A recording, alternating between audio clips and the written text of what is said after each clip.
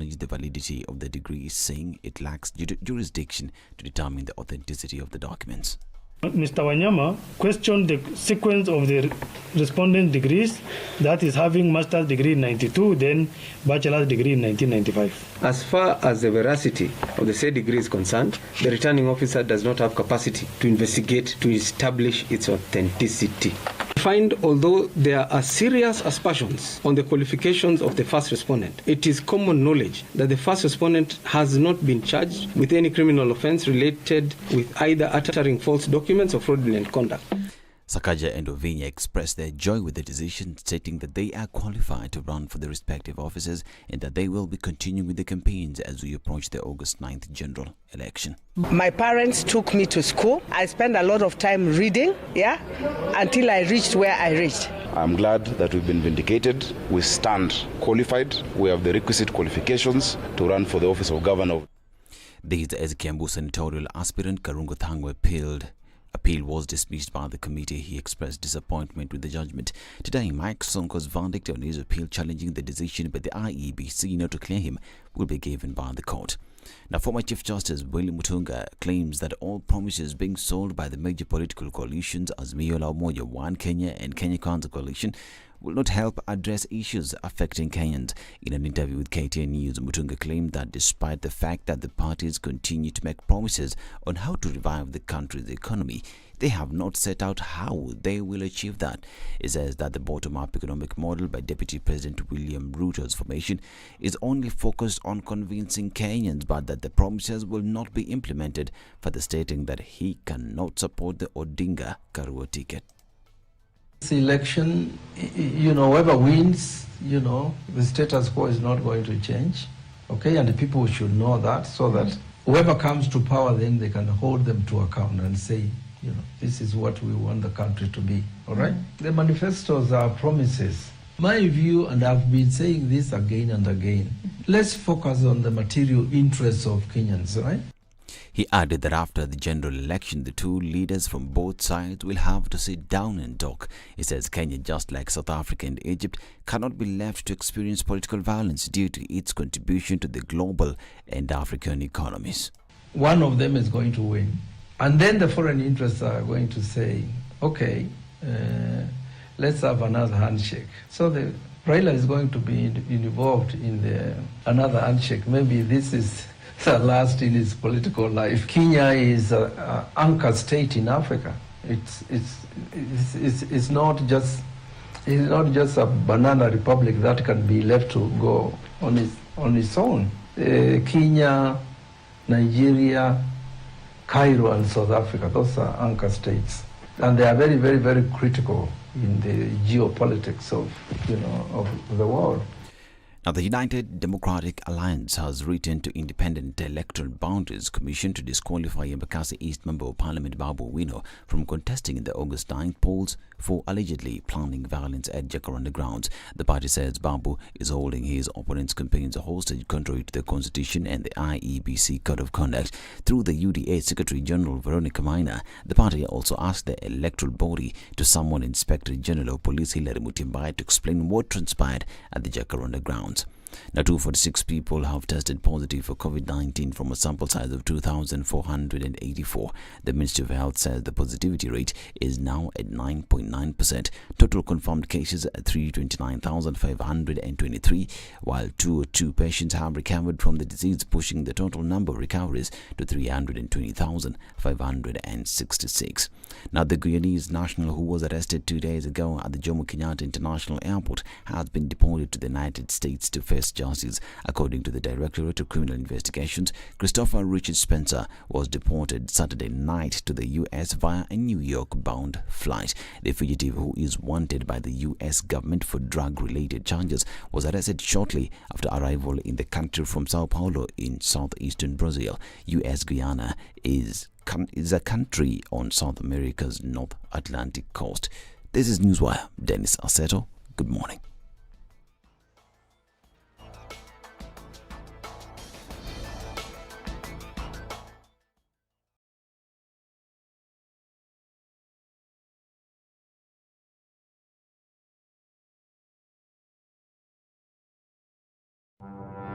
forgiveness is always conditional. Even before God, there's nothing like unconditional forgiveness. Government doesn't pay you pension until you retire. In fact, they have no money for you. The day you retire, they look for it. This country is punishing many young people. These young people are more susceptible to be deceived, to be taken advantage of, and they're more susceptible to be bought off. Let us also talk about where we want our country to go.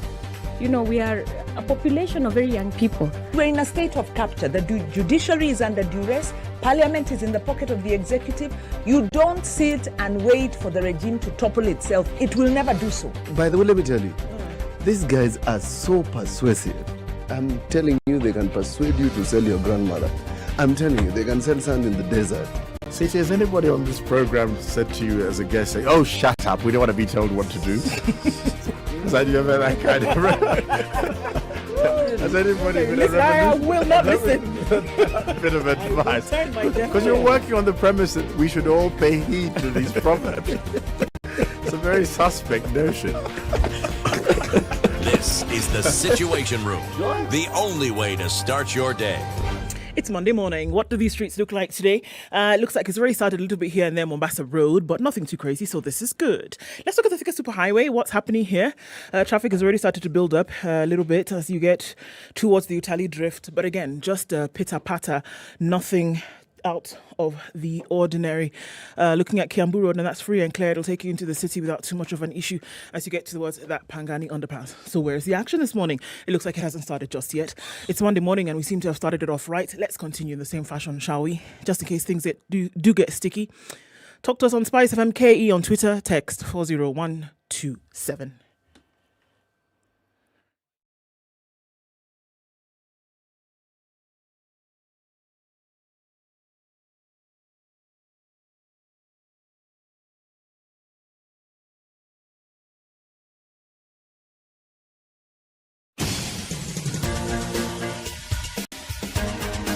This is the Situation Room, the home of hard-hitting political commentary and penetrating insights about the state of the nation. This is a talk radio experience like no other. The Situation Room, a place for hard truths, debates, and elevated conversations. The Situation Room, witty, political, engaging, deep, controversial. In the room, we have C.T. Muga, researcher, academic, seasoned political observer, a fountain of wisdom in these politically uncertain times. Ndu Okoh, Nigerian by birth, Kenyan by choice, communications expert, Pan-Africanist, a truth seeker and believer in people power, and Eric Latiff, agent provocateur, 9 the man minutes in the chair, after 6. Good morning and how are you doing? Welcome to Kenya's biggest conversation. Welcome to a new week, the 20th day of which month are you in? We're in June now. I'll explain. But We're in June. 20th of June 2022. How are you doing, Ndu? I'm fine, thank you. Good morning. Is Ednah dancing with the lights? She's doing something, that's for sure. It's brighter than it usually is. Yeah. It's a different hue. There could be a disco theme coming up in 3, 2, 1. Okay, let's have red then. Since we Aha, voila. C'est ça. Something. Ouais. Something close to that. Eric, good morning. Good morning to you. Welcome back. Asante sana. Asante I have questions. sana. Ask. You have time? How have you been the last 5 days? 5. 7. 7. Okay, days. How have you been? I've been well. Good. Yes. I thank God. Amen. Yes. I bring you greetings from people in the Masai Mara. Mm-hmm. Several. They're well. Yes.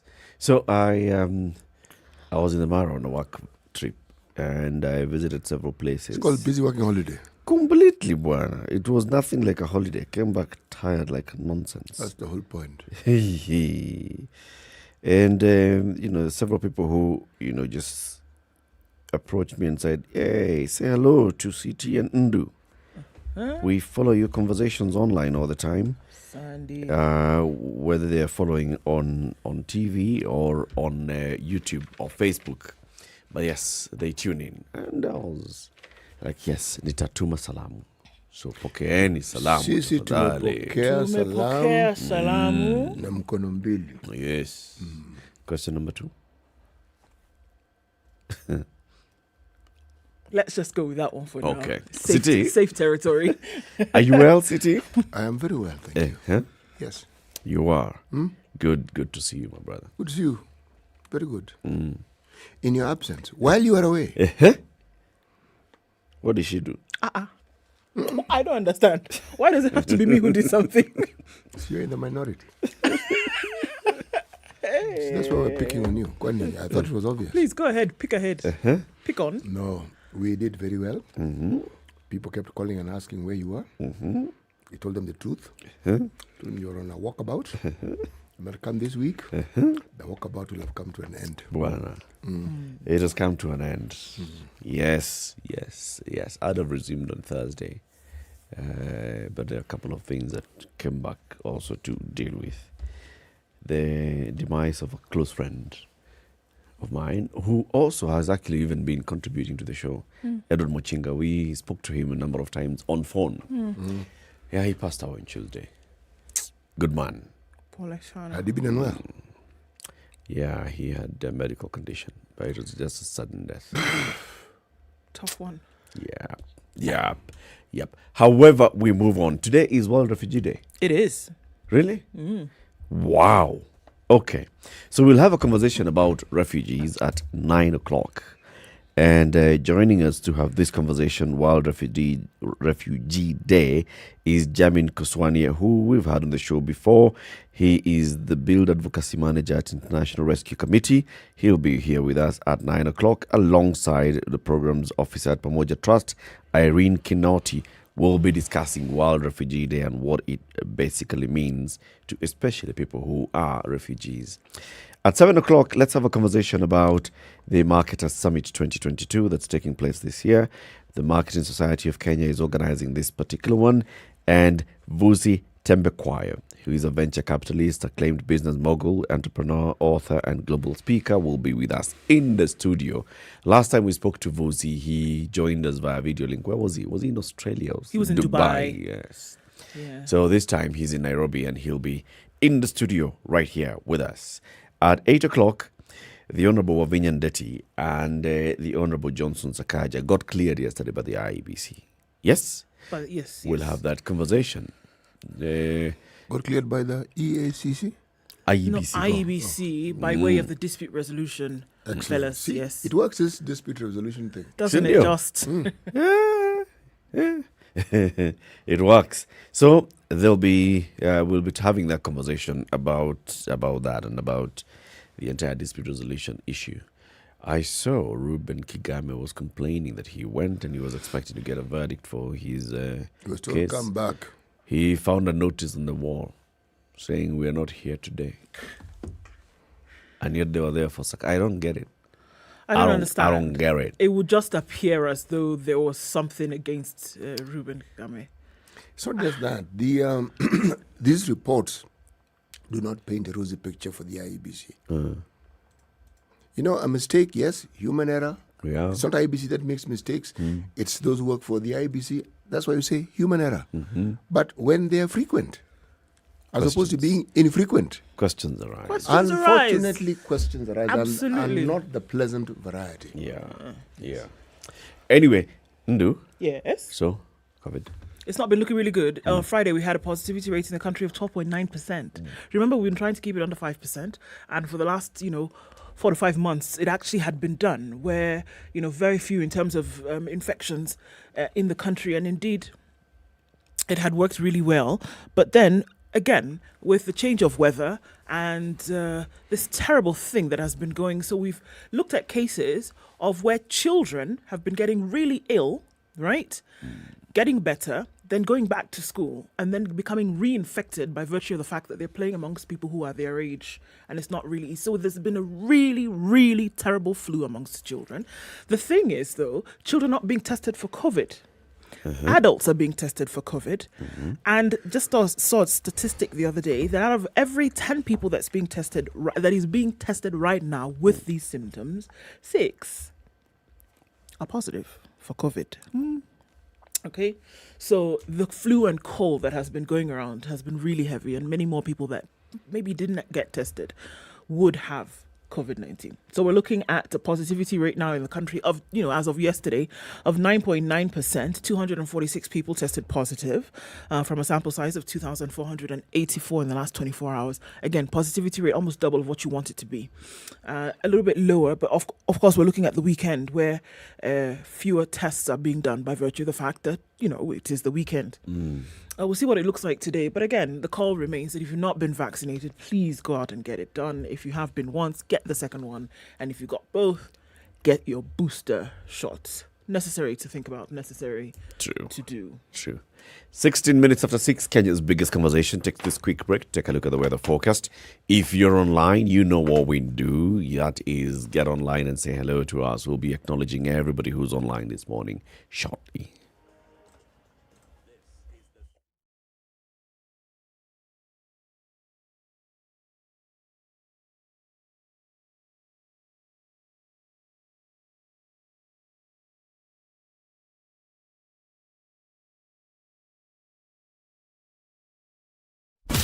Classic soul, R&B, smooth jazz, neo soul, and nostalgic ballads. Make some noise. Yeah! You're listening to Spice FM.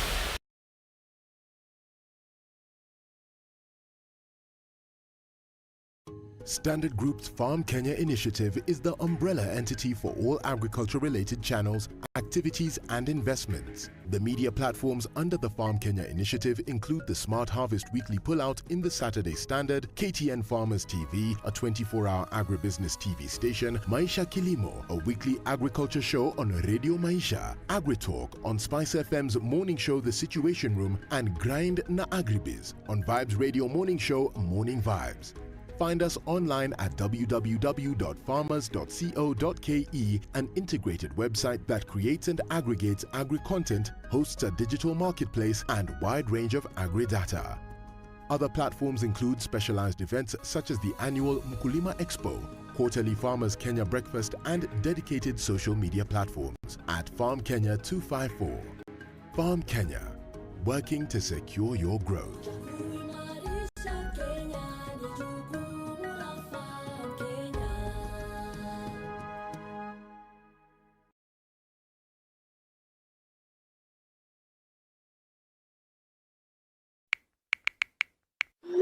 Wait. Have you seen the message I've sent you? I always knew they can never be trusted, these guys. Okay, I've seen it, but where did you get that information from? Someone forwarded me the message and they say they got it from a very reliable source. I can never lie to you. Okay, but what are these sources? Sasa, now you want to interrogate me and I'm just forwarding as received. Wey, majameneni. Don't shoot the messenger. Me, I'm telling you. How do you separate the truth from the lies and facts from opinion? The election season is a period where violence, votes, and many other incidents can be influenced or triggered by a news item. When was the last time you questioned the validity of the news you saw on social media, WhatsApp, Cloudy conditions tabloids, in or Nairobi this morning at blogs? 16. Where do you highs go of to 23 and lows of 14. It's mostly cloudy at 15 in Nakuru, highs of 23 and lows of 12. 13 degrees and cloudy in Nyeri, highs of 20 and lows of 12 as well this morning. And mostly clear conditions in Eldoret at 12, highs of 21 and lows of 11. It's mostly clear at 22 in Mombasa. It'll go to highs of 29 today and lows of 22. And it's raining as well in Malindi at 26, highs of 29 and lows of 25. 17 and mostly cloudy in Kisumu, highs of 26 and lows of 17, and also lows of 14 in the mostly cloudy Kakamega, currently at 16 degrees. Let's look out into Kampala, where it's mostly clear at 19, highs of 25 and lows of 16. Dar es Salaam is clear at 21. It'll go to highs of 30 and back down to lows of 21. 7 degrees and clear in Johannesburg, highs of 19 and lows of 5. And Lagos, raining at 25, highs of 30 and lows of 24. It's 21 and clear in Kinshasa. We'll see highs of 29 and lows of 20. Out into Beijing, Monday afternoon, 30 degrees. It'll go to highs of 34 and lows of 25. And we're looking at light rain with a thunderstorm warning in Paris, going to highs of 23 and lows of 15. 13 degrees and clear conditions in London this morning, highs of 22 and lows of 11. And it's 19 degrees, partly cloudy conditions Sunday night in New York. Coming into Monday, we'll see highs of 23 and lows of 14.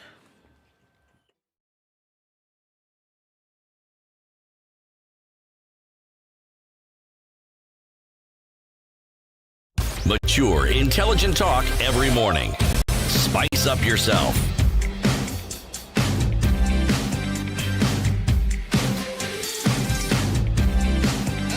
Mornings done right.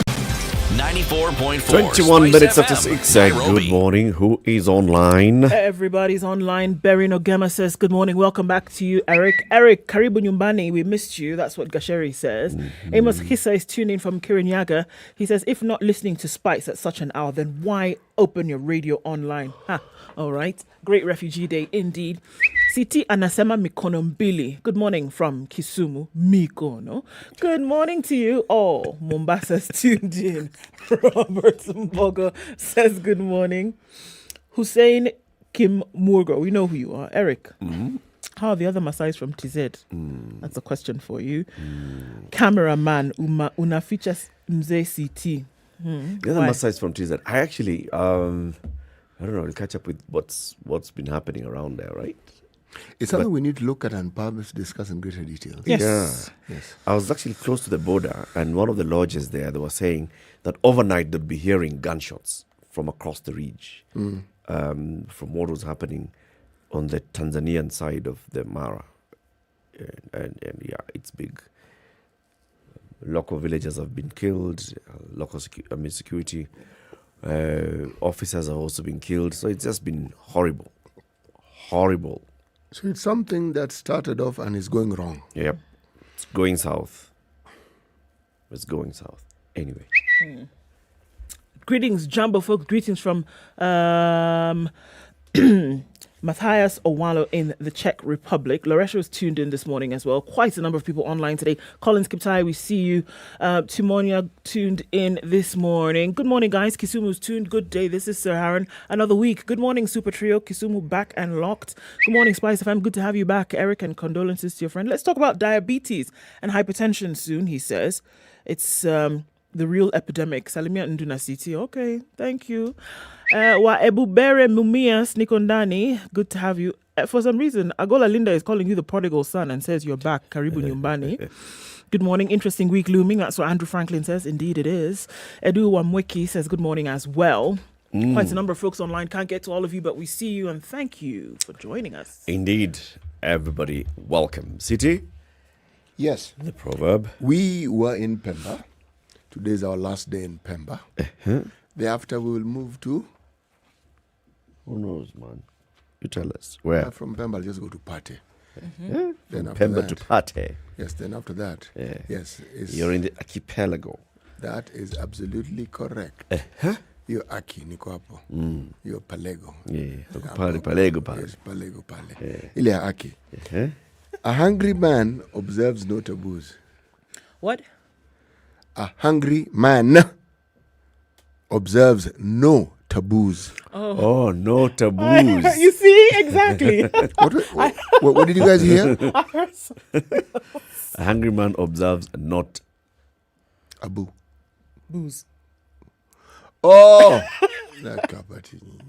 Not a booze. Not a booze. Observes not a booze. A hungry man observes no taboos. Okay. Written taboos, but pronounced taboos. A hungry man observes no taboos. Yes. Taboo is taboo. When there are many with an S, the S has a Z sound. It's like Esau in the Bible. He was hungry. It would have been a taboo to give your birthright to somebody else. But at that point, he said, you know what? I'm hungry, man. This birthright thing. Give me food. Hungry man observes no taboos. Sabbath day, you're not supposed to work. The Pharisees complained, those who read the Bible, that your disciples, these fellows who follow you around, you look at what they've been doing. They're actually taking sheaves of corn and removing and wheat, rubbing it and eating. Taboo. Yes, that same Bible is a guy called David. He even became king. Things were thick. Food was meant for the priest in the temple. He gave his people, told his soldiers. My soldiers are hungry. How will we fight on an empty belly? Go ahead.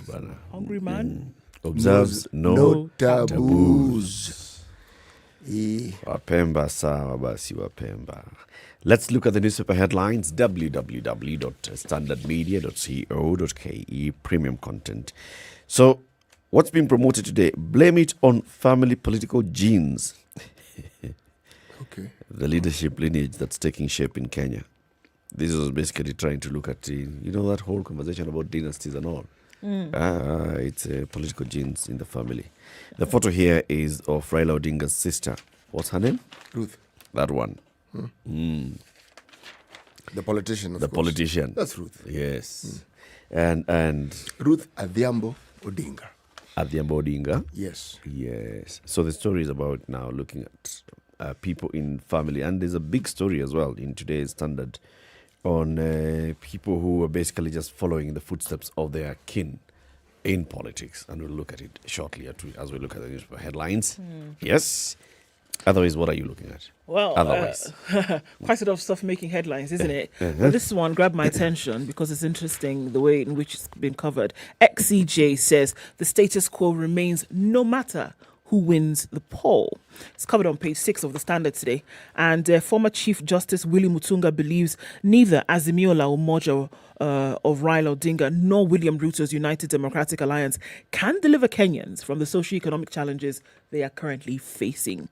So in an interview with The Standard from his Nairobi home, Professor Mutunga, who retired 6 years ago, says he's not persuaded enough to side with either of the coalitions, even though some of his friends and reform activists he admires or has worked with are active members on both sides. The former CJ believes Makueni Governor Kivutha Kibwana would have changed Kenya for the better had he contested the presidency and won. Mutunga cites the development that Professor Kibwana oversaw in Makueni, terming it as a pointer to what the governor would have done for the country.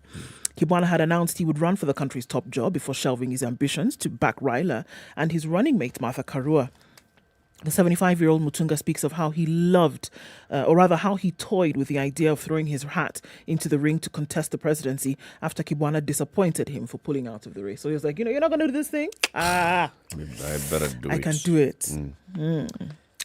He talked about cautioning that he's walking on eggshells, giving his friends, including senior lawyer Ahmed Nasir Abdullahi and civil society members such as Professor Makau Mutua, who are now diehard supporters of either UDA or Azimio. He says, I am the lone voice in the wilderness. I am talking to Kenyans and telling them that they are being lied to. And it doesn't matter who wins this election. The status quo will not change. So what should we do? What is the lone voice in the desert telling us? Yeah, he says he will not support Raila and Karua. He also thinks that Kenya Kwanza presidential candidate Ruto's bottom-up economic model is divisive and purely populist. However, he lauds Raila's decision to pick Karua for a running mate and hopes she can run for the top seat one day. Right. He says she has morals. She's a brilliant advocate and a champion of human rights. He says she is incorruptible.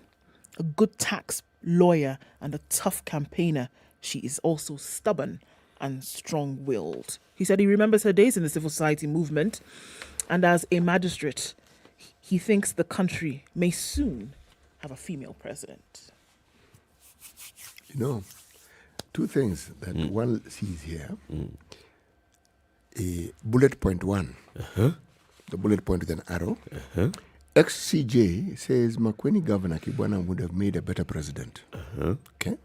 Then bullet, the second one, number 2. Kenyans are being lied to. It doesn't matter who wins this election. The status quo will not change, says Mutunga. On the first one, if you are simply looking at the achievements of one Professor Kivutha Kibwana, one could argue they are unparalleled. The only problem is the field he's in is a political one. And this man has shown himself to be an excellent technocrat, an honest governor, but not necessarily a very good politician. Why? The reason why I say not a very good politician, good politicians know how to sell themselves. Kivutha has actually spent time doing what he's supposed to do. It's like his person takes second or third place. So he has done it, but this is it. Now, a real politician, my friend, you would have thought the guy had revolutionized the whole country. Just by virtue of having built this and done this and done the other and done the other. And he would have been all over the place. But this fellow seemed to have focused on Makueni and done what he was supposed to do in Makueni and has done a sterling job. You only need to look at this gentleman and other people in his region. And if you take the words that come out of Kivutha's mouth and you take the words that come out of the politician in that region, the words that come out of the other politician, whether it is Ngilu, whether it is Mutua, whether it's Kalonzo himself, man, then those words would have revolutionized the entire region if they were actions. But unfortunately, they weren't. Now, those are the politicians. They do something, yes. But. On the second matter of the status quo, well, if you are to go by the history of what we've seen and you are critically honest, the status quo is very rarely maintained. Let me explain why I'm saying this. So there's going to be change somewhere. There is always change. Explain. You see, the understanding of the status quo being maintained is that you are arguing that like-minded individuals have taken over or will take over, and they will do exactly what the other people did. And I'm saying it's not necessarily true. What Kenyatta did, there'll be a semblance of similarity with what President Moi did. There's always some element of continuity, but each president comes with their own way of doing things. Each presidency comes with its own way of doing things. Now, you can argue that is where the similarity comes in. And I would say yes and no. Because change doesn't have to be something monumental. Change just has to be a difference. If, for instance, this particular government, they are credited with looting of a phenomenal scale that has never been seen before. That's not the status quo. This is a new quo. It's a new quo. Maybe what the good prof is looking for for radical change. He just wants a complete and clear upside down, shake it up, kind of thing. So you're likely to see, a lot of continuation of what you've been seeing in the last 10 years, in the last 20 years, and maybe what the former CJ is asking for is complete. He wants us to push these boundaries completely. I am in agreement with him because in wanting to push boundaries, it's the only way you bring about change, and it's the only way you bring in something new. I agree with him completely. I am merely talking about if you were to look at this thing, take a casual look at what he is saying. The in-depth understanding of it is that, yes, the change will come. Rarely is it that dramatic. It's incremental, but it takes place. Rarely is it really very dramatic. Yeah. Yes. Time for a break. 27 minutes to 7. Let's take a look at the roads.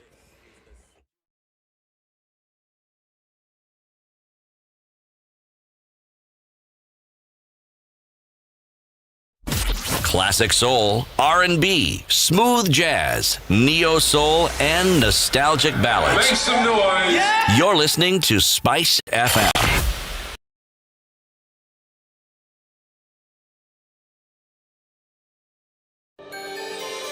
Are you looking for employment and are tired of sending job applications without any response? Gone with no response? Tarmacking is now a thing of the past thanks to Skiza. Dial star 811 star 1 star 21 hash and subscribe to a ringback tune that reflects your qualifications only for 1.5 bob a day. And your callers will know your credentials and send you opportunities they come across. Set the tone with Skiza.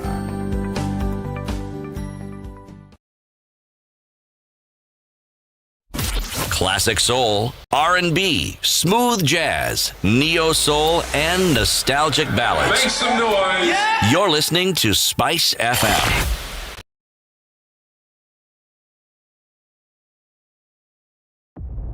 At KTN Home, we are all about the action, so you can enjoy unstoppable, unbeatable. All right, seeing it building up this morning around most of these Nairobi streets. A little bit here and there, Mombasa Road. We're going to see a spillover to the Eastern Bypass this morning, and then it gets quite busy as you're going out towards Kangunda Road. Interestingly enough, Kangunda Road then now connects with Outer Ring and a little bit here and there. On Uhuru Highway, getting out into the CBD and then out towards Westlands, we're seeing something happening between the Bunyala Road roundabout and Haile Selassie roundabouts. It doesn't look too crazy at the moment, but it's likely to pick up later. Juja Road then connecting with Muranga Road later on. That's already started to build up, and everybody's then touching a little bit here on Outer Ring here and there. But traffic actually doesn't look too bad this morning. Hold up. Thika Superhighway is already starting to look crazy. And we're looking at going well into Kiambu County today. So that's coming out, and it looks like it's going to move very slowly as we go towards 7 o'clock. Let's circle back and look what it looks like around that time. Tell us what's going on where you are. SpiceFM KE on Twitter. Text 40127. Let's try to keep things moving this Monday.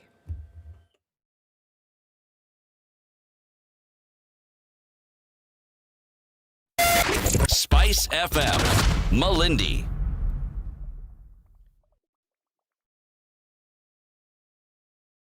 Mature, intelligent talk every morning. Spice up yourself.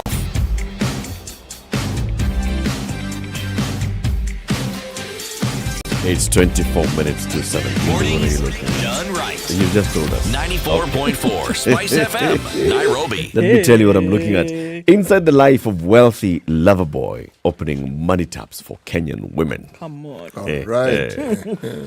In court papers, Mark Freddy DeMezel describes himself as a man who made money through sheer hard work, grit, and a knack for timing windfalls with precision.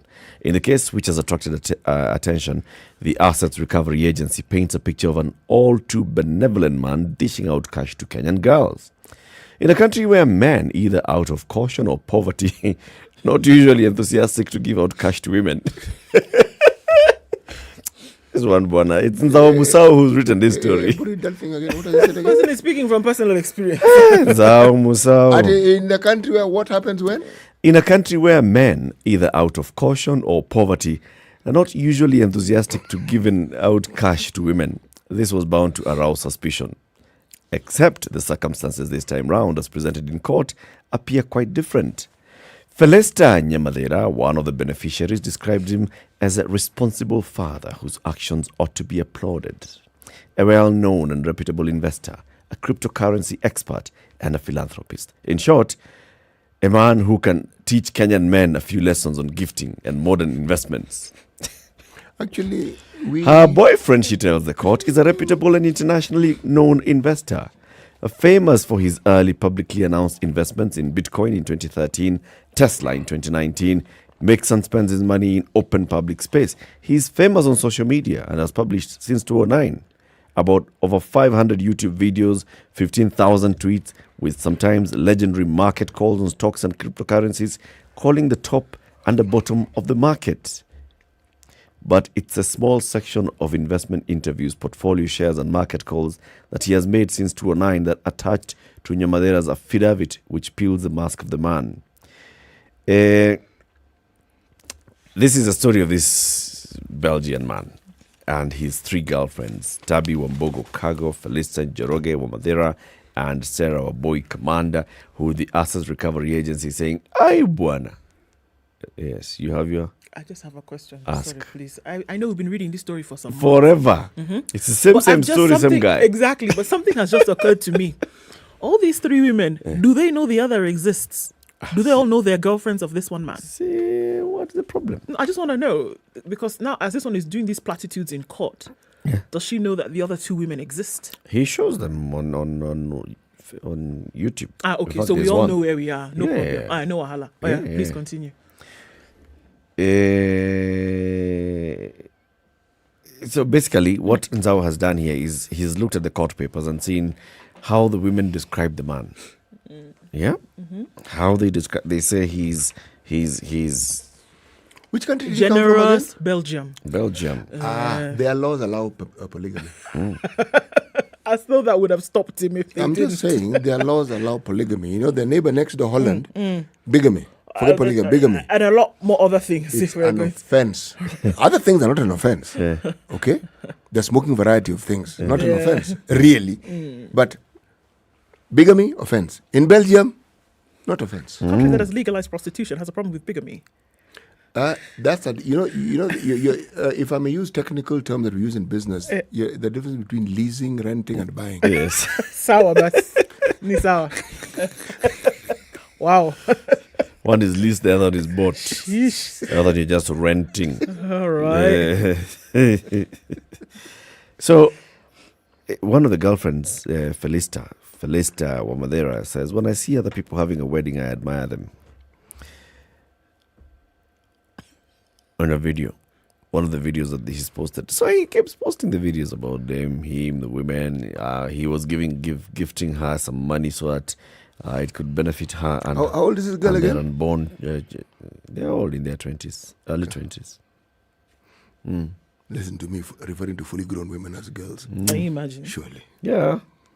He says about how he made his money in one of the videos. He inherited a ton load of cash.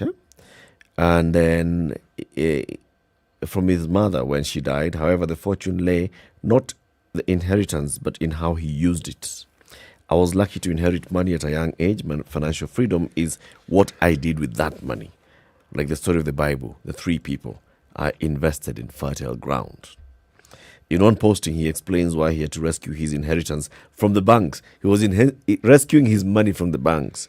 Why? The bank was doing the same stupid thing I was doing with the money, losing it. So he decided, Apana, I'm going to invest the money. Anyway, let's see what IRA ends up with in this story. City? This thing about having many papers during a newspaper review is a very good thing.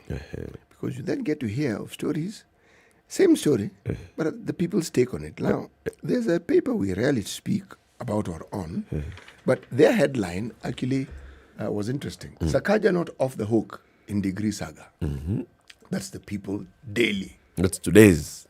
Daily People. People's Daily. Today. Like Business Daily, Daily Business, that one. Yeah, That is right. now People Daily. Okay, not People's, People. Not thousands. Okay, sorry. Right. Barely minutes after IBC declared candidate, that is one Mr. Johnson Sakaja, the DCI wants him to shed light on the degree he said he possesses. Then there's a whole story behind it. You know, even before I saw this headline, I was thinking about this on the weekend. Isn't there a threshold for determining whether the paper someone provides is actually authentic or not? There must be. Because that paper you refer to as a degree or a diploma, it represents work that you have done over a period of time. And I would argue that the transcripts tell a better story than even that degree certificate. Because in the absence of the transcripts, you cannot get a degree certificate. The degree certificate just says, okay, this is what you have done.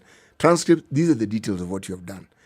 There have been discussions about attendance, payment of fees, and all that. Actually makes perfect sense.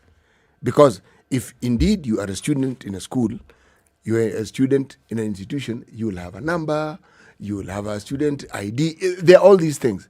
Now, are these the things that the IBC wants?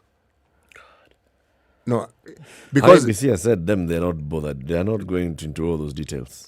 Because they don't have the capacity to even go into all those All details. the time, my God. Yes, now the question I'm asking is who has the time and who has had the time and has raised issues with these things? Because Professor Chacha Nyaigoti Chacha, who is the head of the Commission for University Education, has the time, has asked Johnson Sakaja to go there this morning with all those things. Good. But should you do that? My question exactly. If you present a university certificate. Start off with does the university exist? Does the university exist? Yes, it does. Is it accredited and recognized by the commission? Yes, it is. Okay. So if all those things, let the Commission for University Education in Kenya deal with the other accrediting body in the other country.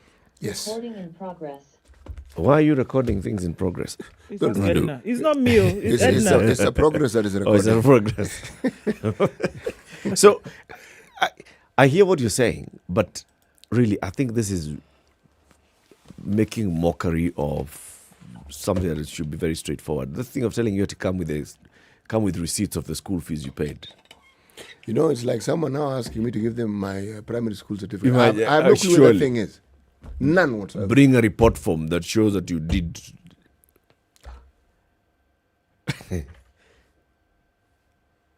The truth of the matter is this, Are they using the same yardstick for everyone? No. The answer is no. No, they're not. In both directions. Yes. This is the thing, in both directions. Yes. That if this is the scrutiny that everybody has to go through, then should it have been applied across board?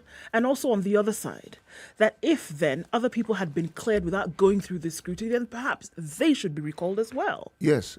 This is the thing in both directions. And I've been saying it, that the IBC is not doing really well here in terms of clearing their position when it comes to going towards a free and fair process. There's a bit of a question mark that hangs. And if there's a question mark, my God, you've opened the door for so many other things to happen as a result of that. Oh, they have actually. Oh, absolutely. They have. Yeah. They have. And by the way, this saga hasn't ended. Ah. No, it hasn't. Anyway, this is a year of sagas. It's a year of new things. It's a year of new happenings and beginnings. So let us forge forward and await the newer things that are yet to greet us. Yeah. But I think those institutions need to basically protect the integrity of the institution. The Commission for University Education should not be doing these kind of things. Why they should have a very clear way of saying this is how we recognize. If it's about recognizing, first of all, do we recognize that this institution exists? Okay. Yes. Do we have a complementary relationship with our counterparts in Uganda or any other country? We do. So we reach out to them. Do they tell us? We finish the story. Like this thing of tea. But look at what it's doing to prove that you are born. No, I mean, look at what it's doing to institutions as well. Even if they started in a mud-thatched hut, for example, and then they became an institution of international repute, look at what you've done by throwing them into the ring like this. Anybody who wants to even think about attending going to team university is going to say, what? That place? Never. I won't. No. I mean, as you say correctly, they all start somewhere. Yep. Kenyatta University began as a barracks, for heaven's sake. Then it became a secondary school. The universities that started in a hotel room, for goodness sake. Yes, but everyone starts somewhere. But then now what you do is that you ruin the reputation. Look, we can't lie that this has done just that. It doesn't matter what you're talking about. School in Uganda, a school in London, you throw it through the ringers like this. You do some damage that cannot be taken back. Big time. Bishops are now saying, you know what? If they're unethical, toss them out.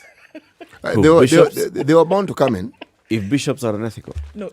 If these leaders that we're talking about now are unethical, if there's even a whiff of any kind of unethical behavior, out. Catholic clerics urge Kenyans to stand up against politicians supporting abortion and drug abuse. Okay? They've hit out at political leaders with weird is the word they've used, manifestos, especially those pushing for the legalization of marijuana. This was bound to happen. Wasn't it just?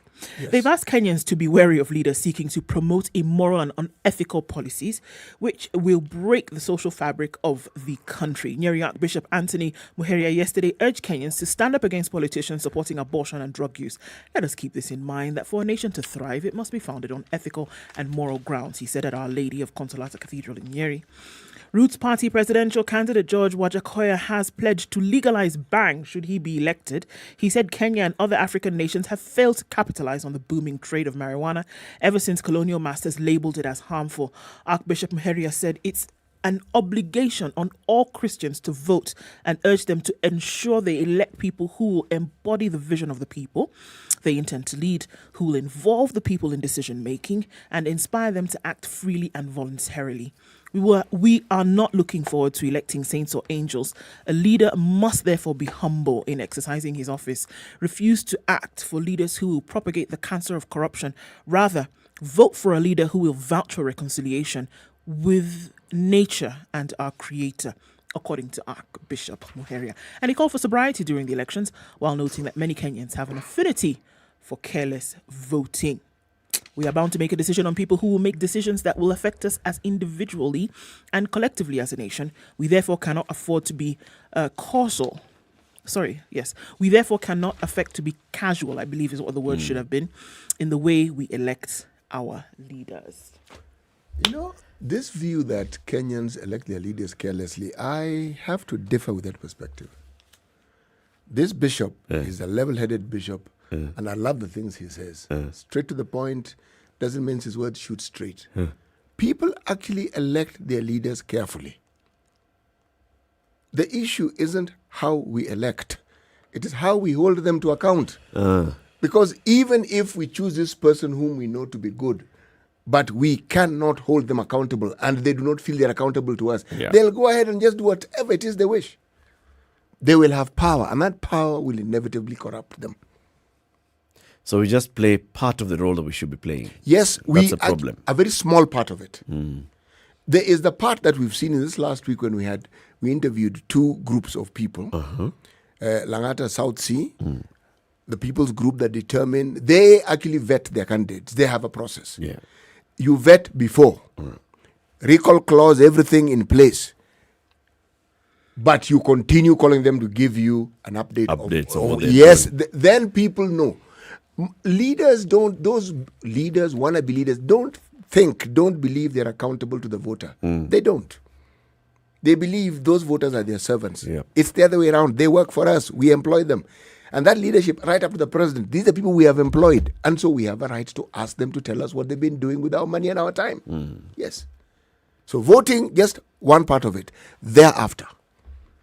The conversation that also Bishop Muheri is bringing in is, the issues of morality.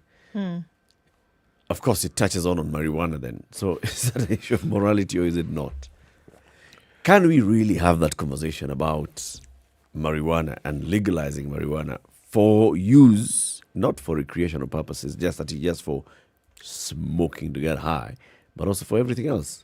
Commercial aspect is one Commercial that aspect. If we have Mira, why not have Bangi? And then there's a medical aspect as well, which if we want to be honest and possibly put these high-horsed morals aside for just a moment, in terms of what it's been able to do for a lot of people medically, I mean, you can't run away from the morals are necessary. You know why? Of course they're necessary, CT, but now we're looking at a situation where, look, the thing is, acceptable discussions for lots of people. Things that you would have never thought about before. Look, 50 years ago, would you be having a conversation with your 9-year-old about sex? You wouldn't be. But in the world that we live in today... 50 years ago? Yeah. Why don't we talk about today? Look, but in the manner in which we discuss today, we would not be having these conversations.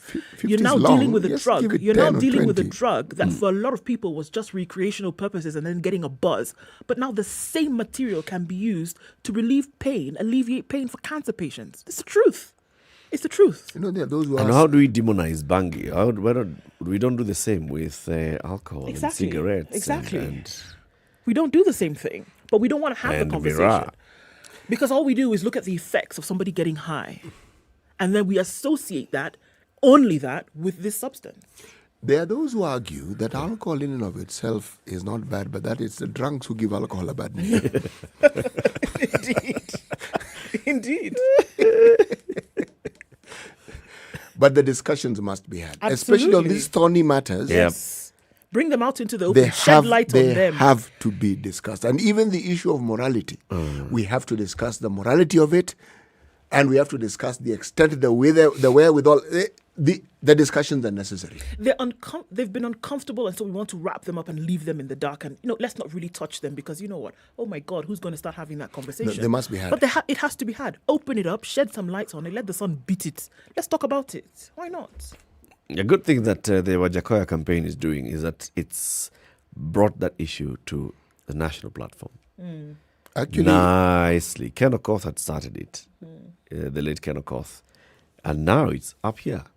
You know, there are countries that haven't just had a discussion. They've been researching on it for the longest time. Yep. The country of Israel takes center stage when it comes to some of these things. Now, if you don't discuss it together with any other substance that you consider harmful, and discuss it honestly, look at research, look at the reality of what it does. When things are left into that dark corner, they actually tend to pose more danger and more harm than when light is shed on them and, should we say, an exploratory approach to discussing it is brought to the fore. Much, much better. Okay. What these campaigns are doing is in the next couple of campaigns, you will see now LGBTQ being that is opening the door nicely. Being a campaign issue. It will be. And you know, once again... the next campaigns. And once again, it must be discussed. Okay. There are people who would rather not discuss it. We didn't rather not discuss abortion. We didn't rather not discuss pornography. We didn't rather not discuss young children getting pregnant. COVID shed a light that nobody wanted to look at. But that is the we our have reality. to. We have to look at it. It's our reality. Yes. There's another reality, and this is the expressway. How many kilometers is it? 27 or so. 27 or so kilometers, right? Yes. Now, beautiful people are spending just about 15 minutes from one end to the other end, and they're feeling, this is perfect, it's working. However, the story today in page 13 of the Standard is looking at the other side. Is it masking the pain for the poor? Gives the story of one gentleman called Nelson Odhiambo, who would take 40 minutes before the expressway was constructed to cross over from from his workplace at Next Gen Mall in Syokimau to Pipeline in Nairobi. It would take him 40 minutes walking. There were no footbridges. Yeah, where is it? No, not in Syokimau. This one here near Okoh Hotel. That's Next Gen. That's the one. So to cross over to Pipeline, it would take him 40 minutes walk. He would creatively cross the busy Mombasa road and take a matatu to Pipeline. Now the mega project is in place. Odhiambo has to walk 4.6 kilometers to the General Motors stage, a 41-minute record journey according to Google Maps, where he'll cross the footbridge, hop onto the next matatu home. This journey now takes him almost 2 hours. This is basically looking at the people who are not using the expressway. Those who use public transport and those who walk, who form the majority of people in Nairobi. According to the Institute for Transport and Development Policy, up to 40% of Nairobians walk and 41% use public transport. From the latest census of 2019, this is about 3.5 million Nairobians who walk or use public transport. Now, many of them, because of the lack of footbridges, are having to walk long distances. It even talks about, for example, somebody who works, a pedestrian leaving Parkside Towers. This is where Airtel is. And they'd like to cross over to the CBD. You know what they do? They either go up the Southern Bypass, Likoni Road interchange, or they walk all the way to General Motors, about 2.8 kilometers, 33 minutes, use the footbridge at General Motors, cross over to the other side to wait for a matatu there. And he's asking, so really? What's the point? Really? Were these things not factored when they were planning and designing this expressway? No, they did. They factored them and they decided to just ignore them when they finished the road? What they must tell us is what they did with those plans, because they chopped them on the window seats. They did. When they did the environmental and social impact assessment, they must have factored. They must have seen people. We used to have a pedestrian crossing. And then there's none. Right there. There used to be a bus stop, and then there's none. Yes. There were several bus stops along the way. You would have counted at least, look, there were at least 3 coming then from where the Next Gen is on the other side of the road now, Parkside. One there was one right there. There was another one about 150 meters around the Panari, which still exists, by the way. That one is there. And there used to be a footbridge across. And then there was a not a footbridge, right, but pedestrian zebra crossing. Yep. The next thing that you will see that, bears any kind of semblance to how anybody then can cross the road is at General Motors. Yes. That's the next one. And then after that, the next one is at Imara Daima. And then for vehicles, there was also some turnaround points. Yep. Yeah. Along this road. Now, somebody working at Next Gen Mall has to find a way.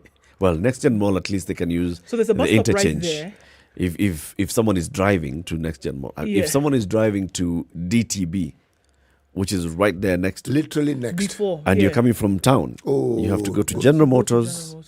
Find your way this back. thing over here is opened, if it's opened, last week it had opened for a couple of days. They closed it again, so I don't understand what their intention is. Oh no, I just stopped bothering about it completely because that thing is costly. It is. Man, you go up to Cabanas and then turn around and do some. That's what you have to do. I went there the other day because I thought it was opened as it had been, and then shock on you. Crazy. Keep it here for more conversations. This is the Situation Room. It's Kenya's biggest conversation. We are live on SpiceFM around the country. We are also live on Facebook and on YouTube from Nairobi to the world. In the next hour, we talk about the MSK Marketers Summit 2022. And we'll be joined, not in studio, unfortunately he is unwell, but Vusi will be speaking to us via video link. Good morning to you. It's now 7 a.m.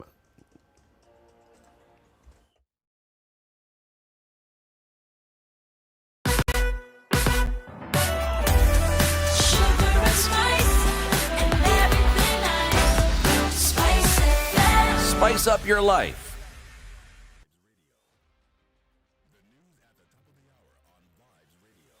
The latest news from around the world. 94.4 Spice FM.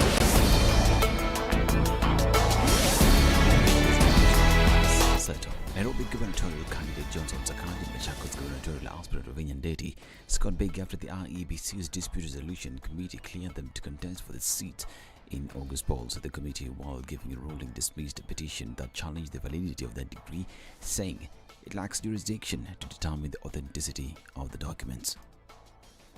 Mr. Wanyama questioned the sequence of the respondent degrees, that is having master's degree in 92, then bachelor's degree in 1995. As far as the veracity of the said degree is concerned, the returning officer does not have capacity to investigate to establish its authenticity. Find, although there are serious aspersions on the qualifications of the first respondent, it is common knowledge that the first respondent has not been charged with any criminal offense related with either uttering false documents or fraudulent conduct. Sakaja and Ovinya expressed their joy with the decision, stating that they are qualified to run for the respective offices and that they will be continuing with their campaigns as we approach the August 9th general election. My parents took me to school. I spent a lot of time reading, until I reached where I reached. I'm glad that we've been vindicated. We stand qualified. We have the requisite qualifications to run for the office of governor. This as Kiambu senatorial aspirant Karungo Thangwe's appeal was dismissed by the committee. He expressed disappointment with the judgment. Mr. Karongo is aggrieved by it because they feel that it has taken away his rights to natural justice. Today, Mike Sonko's ruling on his appeal challenging the decision by the IEBC not to clear him will be given by a Mombasa court. Now, former Chief Justice William Mutunga now claims that all promises being sold by the major political coalitions, that is Azimio la Umoja, One Kenya and Kenya Kwanza coalition, will not help address issues affecting Kenyans. In an interview with KTN News, Mutunga claimed that despite the fact that the parties continue to make promises on how to revive the country's economy, they have not set out how they will achieve that. He says the bottom-up economic model by Deputy President William Ruto's formation is only focused on convincing Kenyans, but that the promises will not be implemented, further stating that he cannot support the Odinga Karua ticket. This election, whoever wins, the status quo is not going to change, okay? And the people should know that, so that whoever comes to power, then they can hold them to account and say, this is what we want the country to be, all right? The manifestos are promises. My view, and I've been saying this again and again, let's focus on the material interests of Kenyans, right? He added that after the general election, the two leaders from both sides will have to sit down and talk. He says Kenya, just like South Africa and Egypt, cannot be left to experience political violence due to its contribution to the global and African economies. One of them is going to win. And then the foreign interests are going to say, okay, let's have another handshake. So the Raila is going to be involved in another handshake. Maybe this is the last in his political life. Kenya is an anchor state in Africa.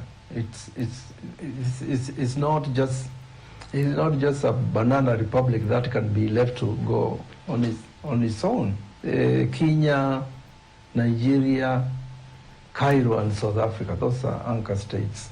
And they are very, very, very critical in the geopolitics of the world. And the United Democratic Alliance has written to Independent Electoral Boundaries Commission to disqualify Embakasi East Member of Parliament Babu Owino from contesting in the August 9 polls for allegedly planning violence at Jacaranda grounds. The party says Babu is holding his opponent's campaigns hostage contrary to the Constitution and the IEBC Code of Conduct. Through the UDA Secretary General Veronica Maina, the party also asked the electoral body to summon Inspector General of Police Hilary Mutyambai to explain what transpired at Jacaranda grounds. Kenya Kwanza leaders, led by Deputy President William Ruto, turned the heat on Azimio presidential candidate Raila Odinga, insisting they must condemn violence, further asking the Inspector General to assure their team of security.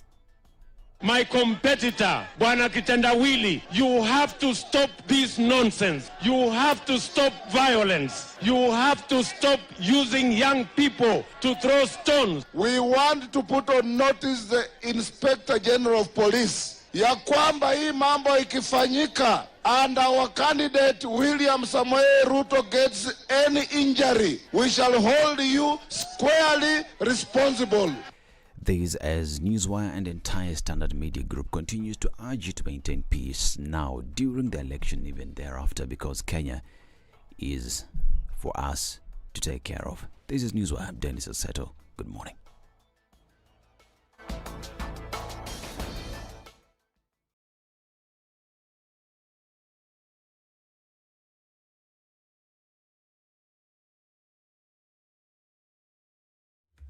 Okay, so what are we looking at a few minutes after 7 o'clock? Traffic is building up. It's doing quite the thing on the Thika Superhighway this morning, and we're getting out towards the Pangani underpass. Unfortunately, it's not a clear ride because it's really heavy traffic coming all the way. You're going to stop as you get towards the Utali Drift, and then they'll open up a little bit for you before you get to the Pangani underpass.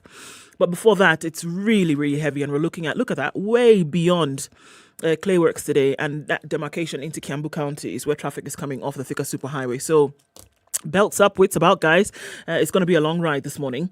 Also looking at Kiambu Road, and we're going towards the Pangani underpass with that drama. Let's look at the industrial area circuit of Jogo Road, Lunga, Lusaka and Likoni, then getting onto the Likoni interchange on Mombasa Road. Not too much of an issue, but likely to build up later. Gong Road is also starting to do that thing right now, and Huru Highway is really busy as you're getting into the CBD and then out towards Westlands. Speaking of Westlands, Ring Road Westlands already doing that magic this morning, and that dance with traffic has already begun. James Gishuru, as you get out towards Wayaki Way, looking a little busy for you. You can use the Red Hill Link Road to get off of that traffic into the city much quicker. Let's talk in half an hour, guys, and see what's going on. SpiceFM KE on Twitter. Text 40127.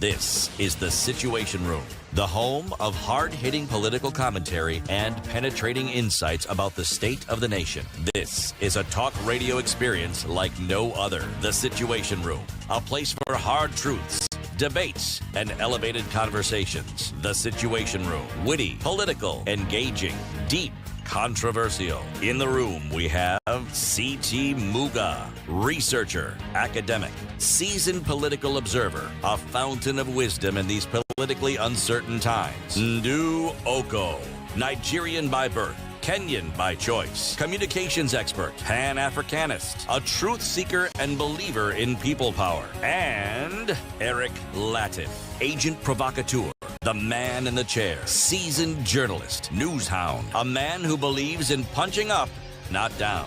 It is 8 minutes after 7. Good morning, and how are you doing? Welcome to the second hour of Kenya's biggest conversation. It's the 20th day of what?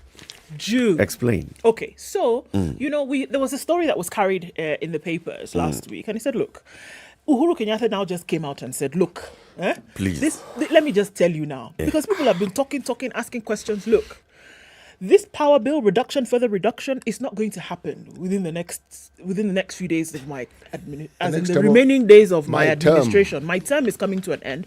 This reduction of power bills is not going to happen. I am bequeathing this burden to the next administration. So when CT and I thought, we said, you know what? Let's just allow ourselves to live in June.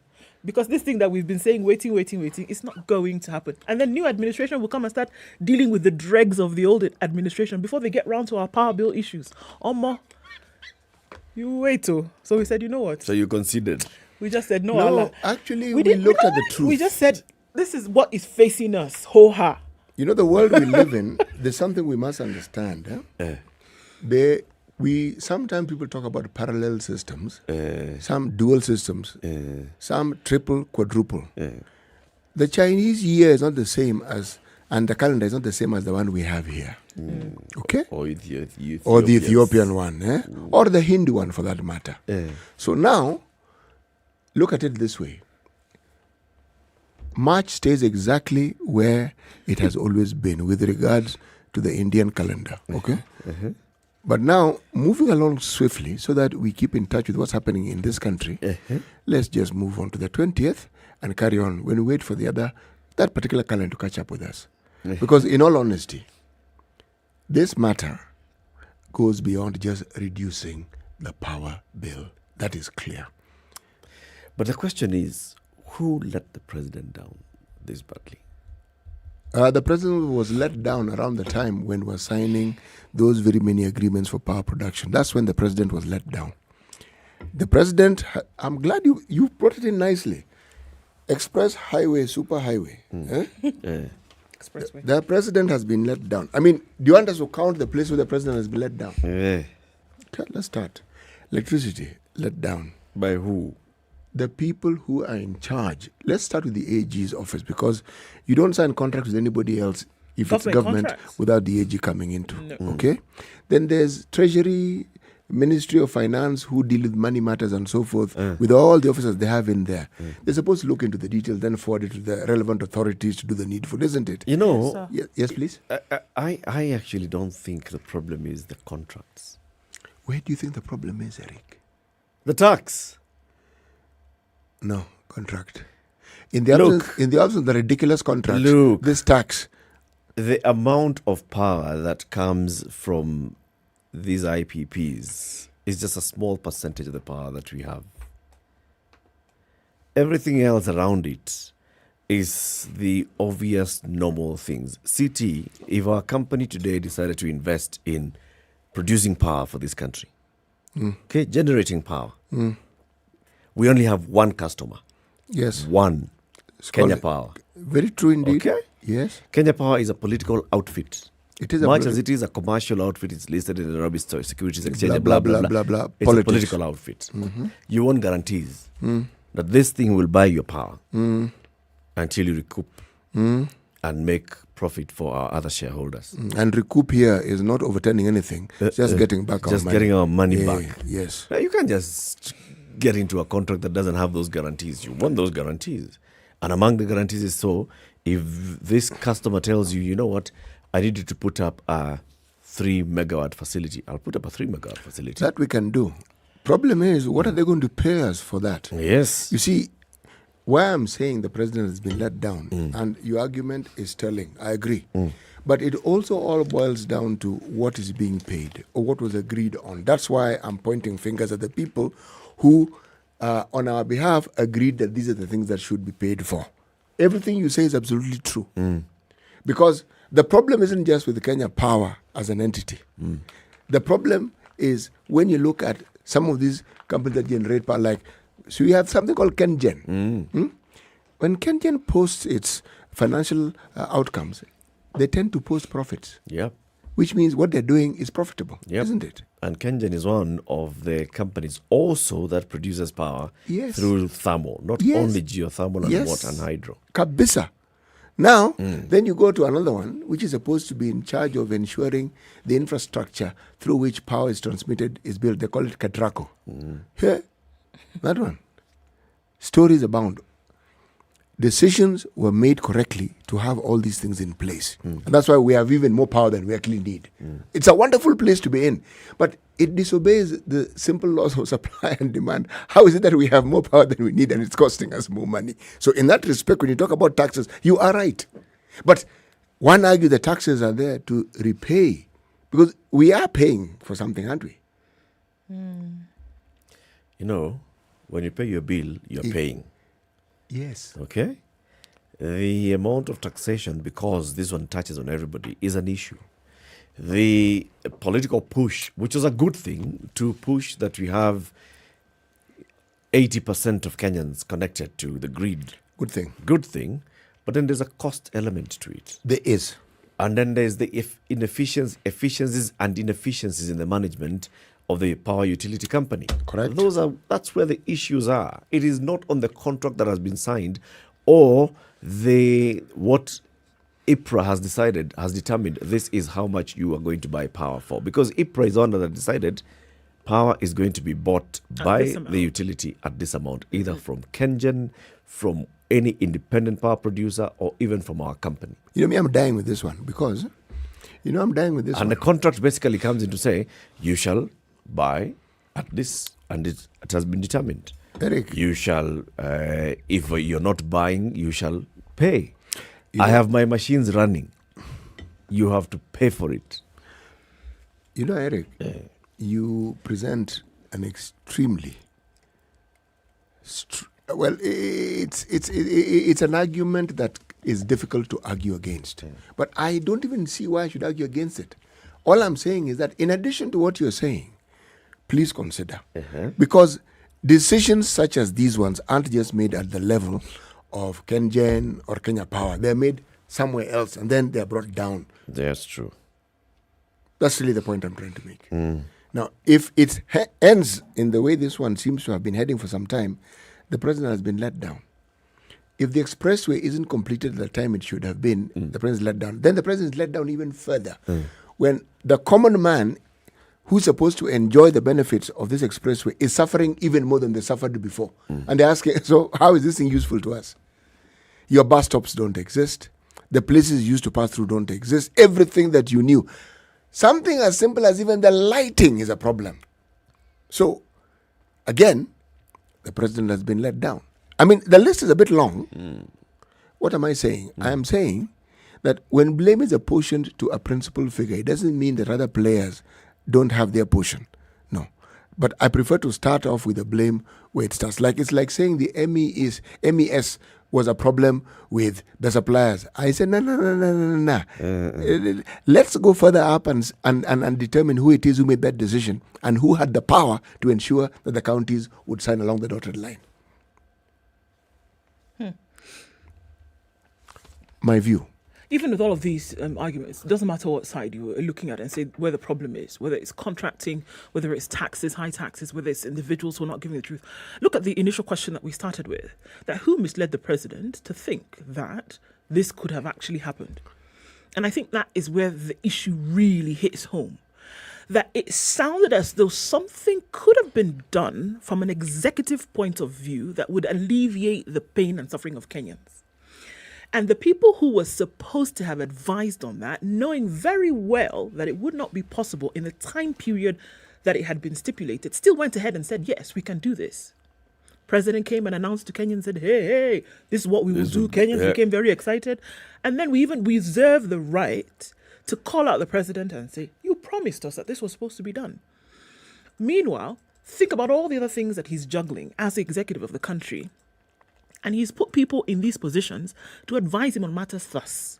Now, if you tell him that this is what is going to happen, would you think that he would not run with it?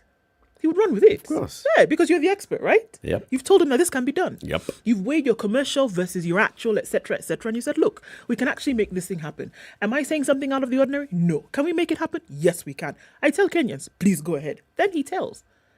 Then it is clear that it cannot happen.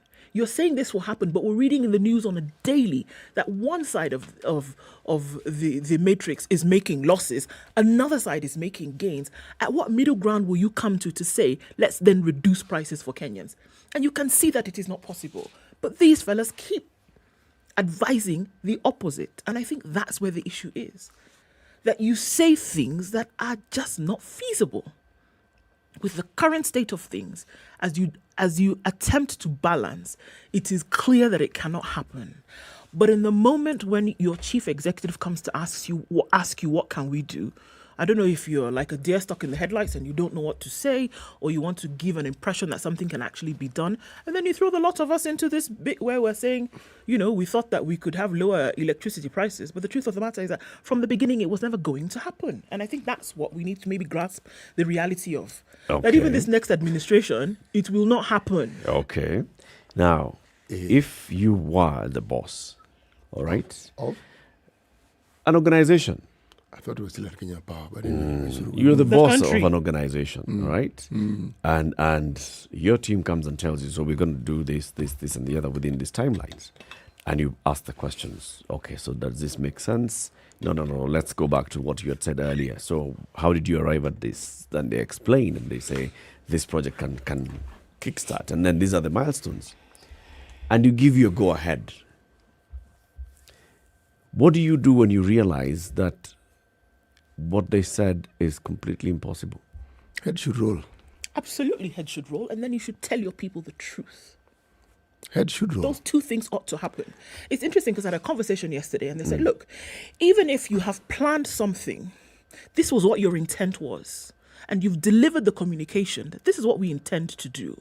All factors having been explained to you, 1, 2, 3, and that was your plan. Somewhere along the line, you realize, hold on, this is not going to be able to work. The people who had promised you, you may forgive them, but there will be consequences. You may say, okay, guys, that was a blunder, but there will be consequences. At the same time, the people to whom you are to deliver this thing must be told the reasons as to why you are not able to deliver. And I think until and unless we get into that culture, it doesn't matter at what level you deal with it, at the very granular level, at the very top level. And so you get into that culture of having to explain as to why things were not able to work out the way in which you had planned them to. We're going to continue having these problems. But broken promises, etc., etc. It'll continue to happen because we don't have this culture of explaining. You know why I don't budge from just placing the blames squarely on the government, more so National Treasury, is because when I answer the question, who owns Kenya Power, the majority shareholder is the government of Kenya at 50.01%. Okay? Now, so if they are the majority shareholder, are they not the one who have the loudest voice? Other shareholders have their say, yes, but who has the big say? Who is the person who decides and determines? They are, and then what often plays into these things, even where there is a simple and straightforward explanation that is easy to understand, is when questions have arisen in the past regarding this same government and the believability factor has been diminished, even where an explanation could be straightforward and believable, you first inject the unbelievability factor before you actually believe it. Unfortunately. That's how I'm inclined, because and why are you inclined that way, CT? Because there are too many things where questions have been raised and historically, yes, right? And, absolutely. And an adequate response. The response that one often gets is get lost. We're not going to tell you, in a nutshell. Because when someone gives you, fobs you around and gives you the runaround, what are they telling you? Go away. We're not going to tell you. Could you understand where this is? And yet, everything that we're saying, that we're doing, is for the benefit of the people of Kenya. And yet, our constitution tells us that, by and large, we, the so-called Wanjiko and etc., and our relatives, we are the ones who actually are the owners of this particular country. Now, if something is supposed to be for my benefit and I don't benefit from it, then who do I go to? Where do I seek redress? I think what we ought to be hearing is from this task force to come out clearly and say, this is how far we've pushed. Even as the president then says that I'm handing this over to the next administration to pursue it and to bring it to realization, this team that was put together so that they can deliver on this particular promise should come and respond and say, this is how far we've gone, if they have done anything. Or the president should just disband them and say, okay, you know what, these guys... If there are headwinds they faced, come and say, these are the headwinds we faced. Yep. Give an account of what you've done so that we know what the next government is being given, and so we can know what to expect. Because if it's left vague, like most things are left vague, even if you tell us you gave it to the next government, what are you giving them? That's it for me. What are you leaving for them to resolve? Absolutely. That's it for me. Because I do remember, if we're just going to, zone in on this particular issue, that we knew that at the time where this initial announcement was made, it was clear that, even if he didn't have to be told, but it was clear that the president was not acting on his own. The president, he received advice. The president rarely, when does the president actually act on his own? When? So these people who gave, because look, guys, we're not, and even as I said, are we making too much noise about this thing? But we're looking at power. Fundamental in terms of operations. It doesn't matter what you want to do, whether you're talking about industry, whether you're talking about households, whether you're talking about at the micro or the macro level. We're talking about power, essentially running the nation, right? That's what we're talking about. And we know that if there's a rise in cost, that everything subsequently also rises in costs. And it's at the very doorstep of every individual, every company, and their existence. You can imagine what will happen if the lights were not on, right? Yep. This is what we're talking about. So there's a situation that potentially reduces your costs. And the president has come out to say that it will happen. Don't you think people started to plan ahead? Of course. So in the event that it is not going to happen, really, I think that culture of not explaining to people, or that actually people are having to suffer the consequences for something that they did, or advice that would potentially change people's existence. And then you keep quiet about it later. Haba, no. It's that hubris. It's that thing of people sitting down and thinking, you know what, it's because of this contract. And then you realize, okay, surely if we talk about renegotiating this contract, is now where we're going. And that's why the Ministry of Energy is reported has not even initiated those talks with the big power producers. Why? Because you can clearly see, what are we calling them to tell them? So we renegotiate, but you are the ones who actually came up with a report that said this is possible. Happen. It's doable. Yes. Those are the people who should be answerable. I faulted Isaac Ndera when he came here and he said, you guys It's get about it. This impossible. thing is not going to... I faulted him. I was like, come on. The president has come before the nation and said, this thing will happen. And the guy said, you guys, I am telling you, based on the projections that I have done, this thing with the current status will not happen. Are we not right there? How right he was. I'm telling you. Yes. He said it's impossible. Forget about it. In fact, okay, he repeated it. Yes. He said, this, forget it. You will call me back here and I will tell you the same thing. It will not happen. Now here we are. It's not happening. Even the next administration, it will not happen. That's the point. Unless we look at something else, what else is adding up to the cost of power? Unless you look at something else on what is it that is causing all these operational inefficiencies at Kenya Power? You're seeing board members coming in and getting out. How many resigned the other day? 3 resigned just the other day. What is happening at Kenya Power? Unless we deal with those ones, what is happening at Kenya Power? How can we make Kenya Power basically an efficient utility company? If you're not dealing with those things, hot mess. Forget about this. Forget about it. It's just stories. And people need to come out clean and open and say, you know what? We misadvised the president. We are the ones to blame. So you essentially are saying that people should say, we have brought ourselves before you so that we may lose our jobs. Yes. Yes. Just come out openly and just say, Yes. in fact, lose yourself of the job and then come out and say why. Come and say, mea culpa. Kabisa. We are the ones, we spent time, we were given a job by the president. We went ahead and did our study and we thought that we had this thing figured out. We have since realized that we had ignored some very crucial aspects of this thing. It cannot work. In fact, now our advice would be maybe another team, maybe someone can look at maybe tax. Maybe open up power distribution to You guys, people to have free market. Maybe, but just come on and say we lied. We lied. People have been put on the chopping block. People have resigned in other countries for much less. For a moment, when you said we have resigned, I was thinking, I was waiting for you to say, in other countries, where? For much from the board less. of Kenya Power. For much less. Tea kettle shenanigans. Do you remember the story? Yes.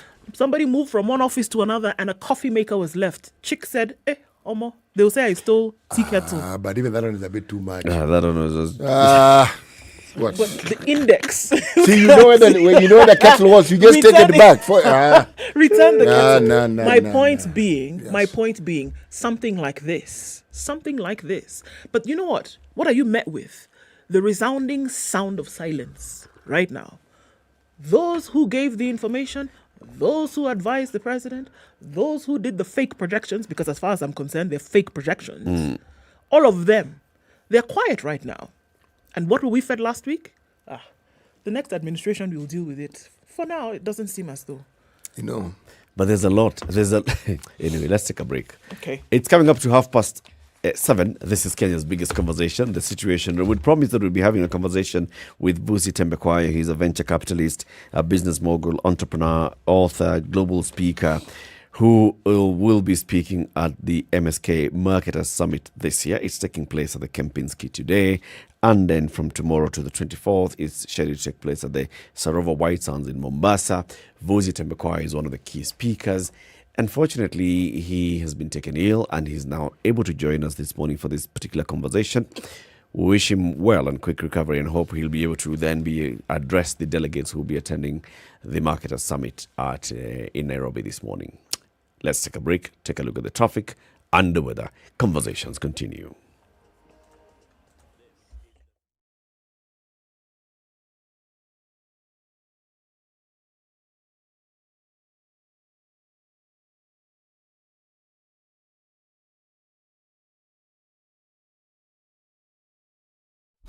Classic soul, R&B, smooth jazz, neo soul, and nostalgic ballads. Make some noise. Yeah. You're listening to Spice FM.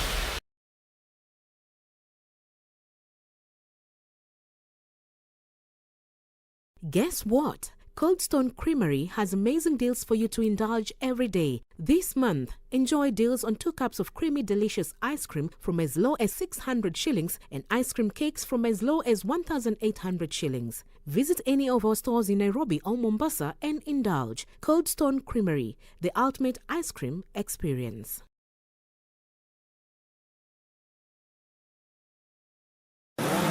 Here's to the roarers, the ones who cut through the noise in a cloud of dust. Those who casually say, my time is now. You who sets a best time no one can beat, because when you roar, the world listens. It's time for Kenya to feel the roar with KCB, the official financial sponsor of WRC Safari Rally Kenya 2022. Be part of the action from 23rd to 26th June in Naivasha, regulated by the Central Bank of Kenya. Classic soul, R&B, smooth jazz, neo soul, and nostalgic ballads. Make some noise. Yeah. You're listening to Spice FM. Are you a recruiter looking for the ideal candidate? What if we told you there's an easier, faster, and unbiased way to hire? Forget all the time wasting and costly hiring mistakes and instead focus on reviewing the best suited candidates from the start. Sounds good, right? We offer you a seamless recruitment portal and access to our thousands of job seeker profiles to suit your hiring needs. In just a few clicks, you will be able to select the best candidates ranked by real data.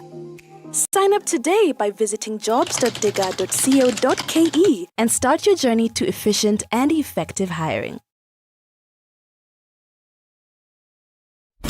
Classic soul, R&B, smooth jazz, neo soul, and nostalgic ballads. Make some noise. Yeah. You're listening to Spice. In Nairobi, we'll see highs of 23 and lows of 13, and at 14, it's cloudy in Nakuru, highs of 23 and lows of 12, 14 and cloudy in Nyeri, highs of 20 and lows of 12, 10 degrees and sunny conditions. This morning in Eldoret, we'll see highs of 21. We're looking at sunny conditions now after that morning rain at 23, highs of 29 in Mombasa, and in Malindi, it's partly sunny at 26. With highs of 29, it'll come down to lows of 25. It's mostly cloudy at 19 in Kisumu, highs of 26 and lows of 17. While in Kakamega, it's cloudy at 18. We'll see highs of 25 and lows of 14. In Kampala, it's sunny at 18, highs of 25 and lows of 16. While at 22, it's sunny in Dar es Salaam. We'll see highs of 30 and lows of 21. 6 degrees and slightly cooler in Johannesburg, highs of 19 and lows of 5, and it's raining in Lagos at 25. We'll see highs of 30 and lows of 24. 22 and clear in Kinshasa, highs of 29 and lows of 20.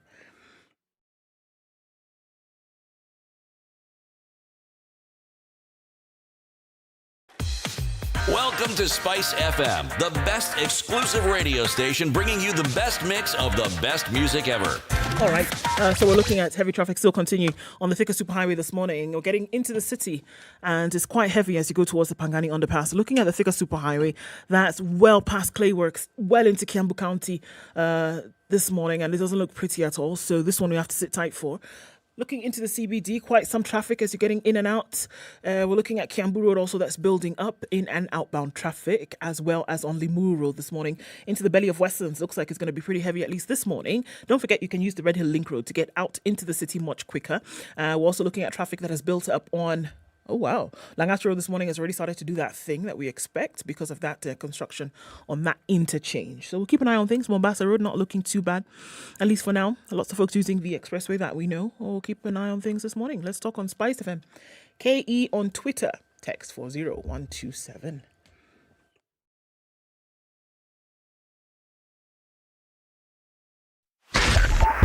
.5 Spice FM. Kisumu. Mature, intelligent talk every morning. Spice up yourself.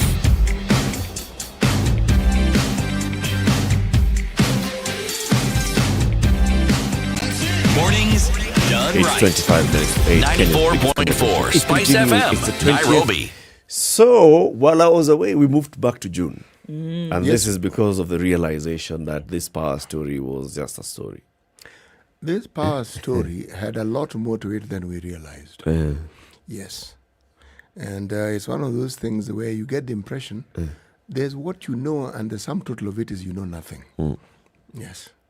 So, those who know ought to come and explain to us exactly what we ought to know. Those who know should say what exactly happened. So the chronology of this is there is a lot of complaint from Kenyan power consumers, especially the big power consumers. These are the manufacturers and others in business who petition the president, do something about this.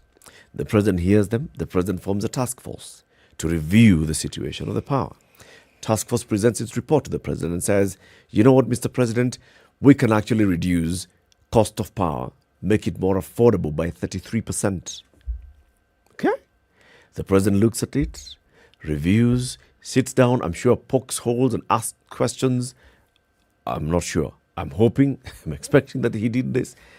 And then he comes out to announce, I have received the task force report, and yes, we are going to see a gradual reduction in our power bills by December 2021. It doesn't happen.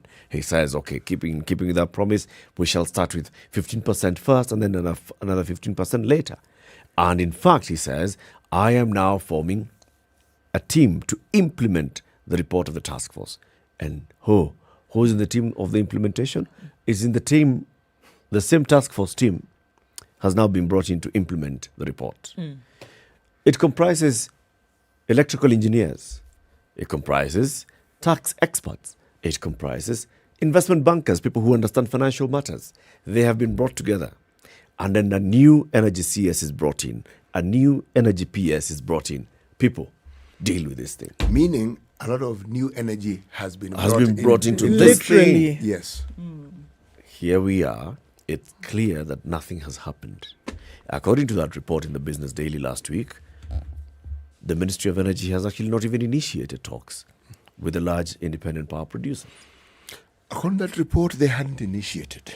The talks were to be initiated. Yes. Yes. So it's not happened yet. So therefore, we cannot even be talking about that being the component that brings down the cost of power. In fact, the interesting thing is those who represent those big power producing companies were saying they were waiting to be approached. You call us. We are ready to tell you. And yes. So, and that's where the question comes in. At what point do we say that the president has been let down? At what point do we say that the president has let Kenyans down? I'd say from the very beginning. From the very beginning, before even you started, yes, absolutely. From the very beginning, before you started all of this brouhaha about, we're going to reduce the prices, it's going to be 33%, and then, okay, hold on a minute, it's going to be 15. When it came to the 15, I tell you, just the same way that Isaac spoke here with that conviction, I dare say those fellas knew as well that this thing that we are doing cannot work. But we're going to put a pin in the pressure and do this 15%, and let's see how long it will hold. Or it could work, but it would have some serious ramifications. Exactly. And we don't want to be the ones that pushed this. We don't want to be the ones that pushed it and then have egg on our face later on. So we're going to stay as far away from it as possible. When you see that somebody has been given a job, when you see that a task force then has been set up, and then an implementation committee has also been put in place, but these guys are staying away from it with a 10-foot pole, what do you think? But are they staying away from it really? Who? Task force. The task force. What are they doing? What have they done? What they've They're done. task forcing. There's a lot of silence from the task force, and unfortunately, silence from our end has to be interpreted. And when you interpret it, it appears like they've done nothing. But I don't think it is nothing. It's just that we don't know. And so long as we don't know, we think it's nothing. Yes. And that's what we're actually saying. They ought to come out and say, this is it. In fact, it should not even be the president to come and speak. No.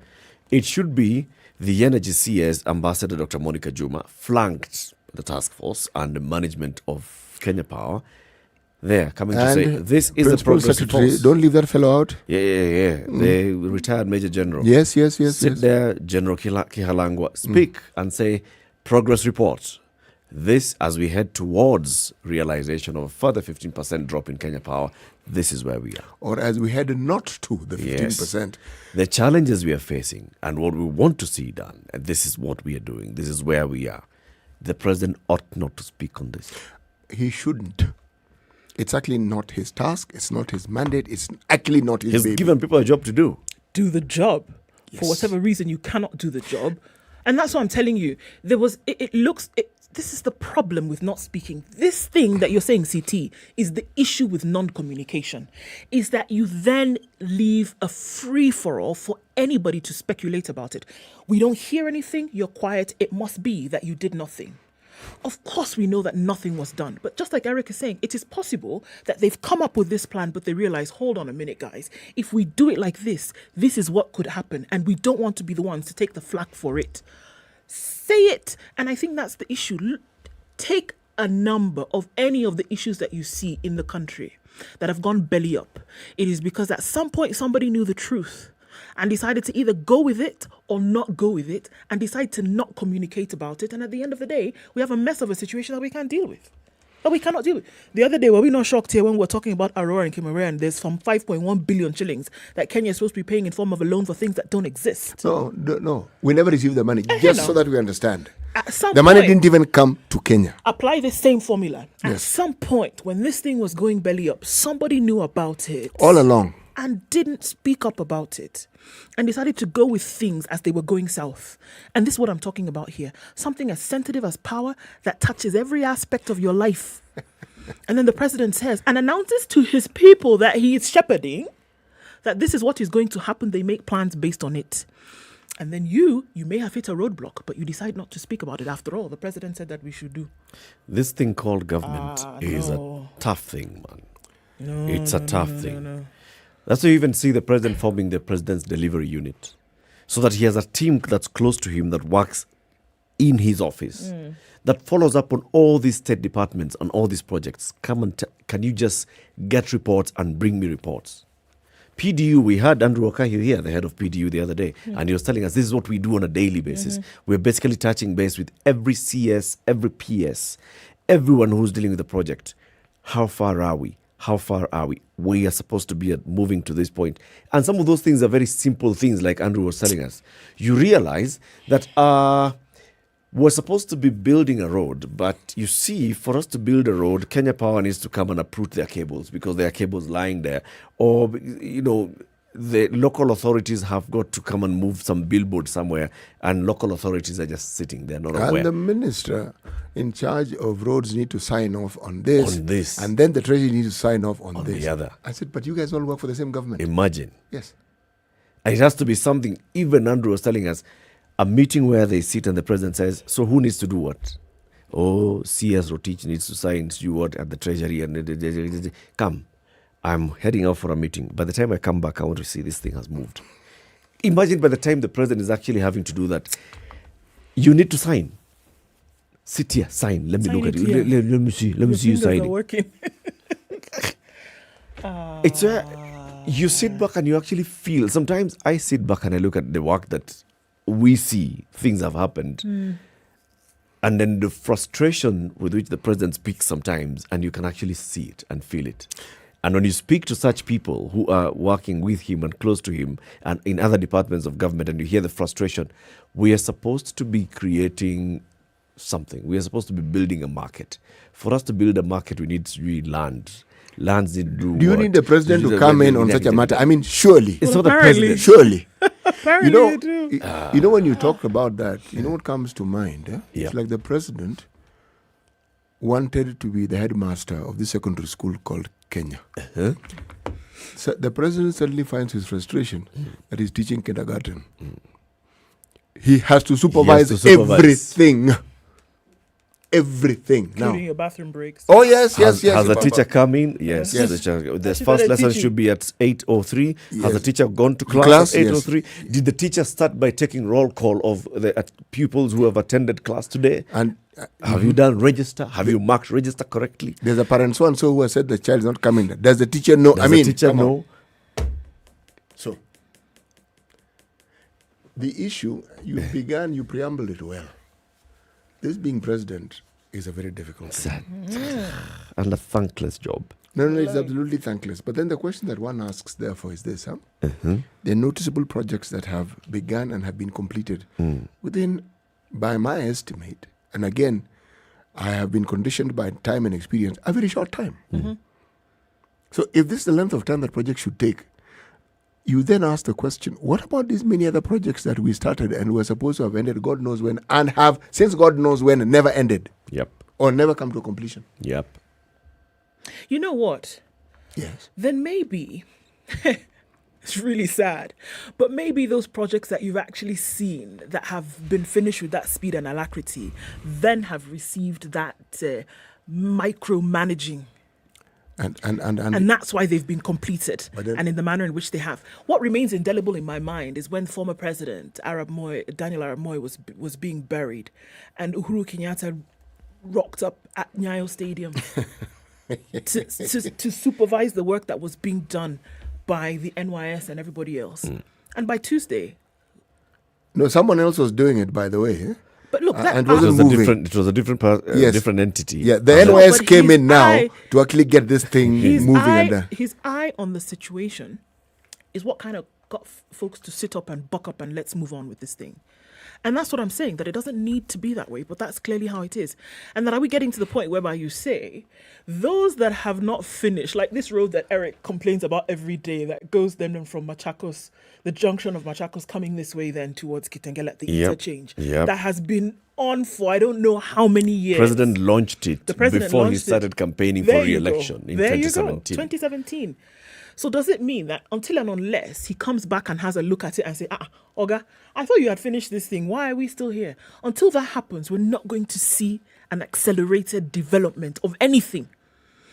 And if that is the state, then we're in for you know what, guys? A hard ride. Let's actually just take a moment and hear what the president has been saying, what President Uhuru Kenyatta specifically has been saying over the last 9 years or so.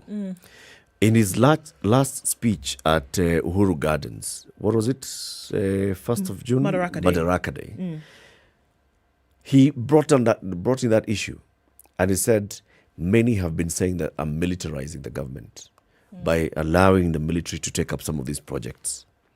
And he said, but ask yourself why. Why would I do that? He explained, he said, where we are at today, this job has taken less than 1.5 years to complete. There's a new, entirely refurbished Uhuru Gardens. It has been redone. There are monuments. There are presidential libraries. There's an entire, everything else that has been put in by the military within a short time. Then he gave other examples of what they've done. Moving into the Kenya Meat Commission, moving into the railway and then refurbishing the railway, doing their own stadium at Langata Barracks and all those things. And he said, look, they come in, they start, they finish. Projects that could have taken much longer have been finished in speed time. And he's basically telling us, you know what, we have a public service that is just too lethargic. And there are very many ways and means of trying to motivate them and to move this thing, and it doesn't move as fast.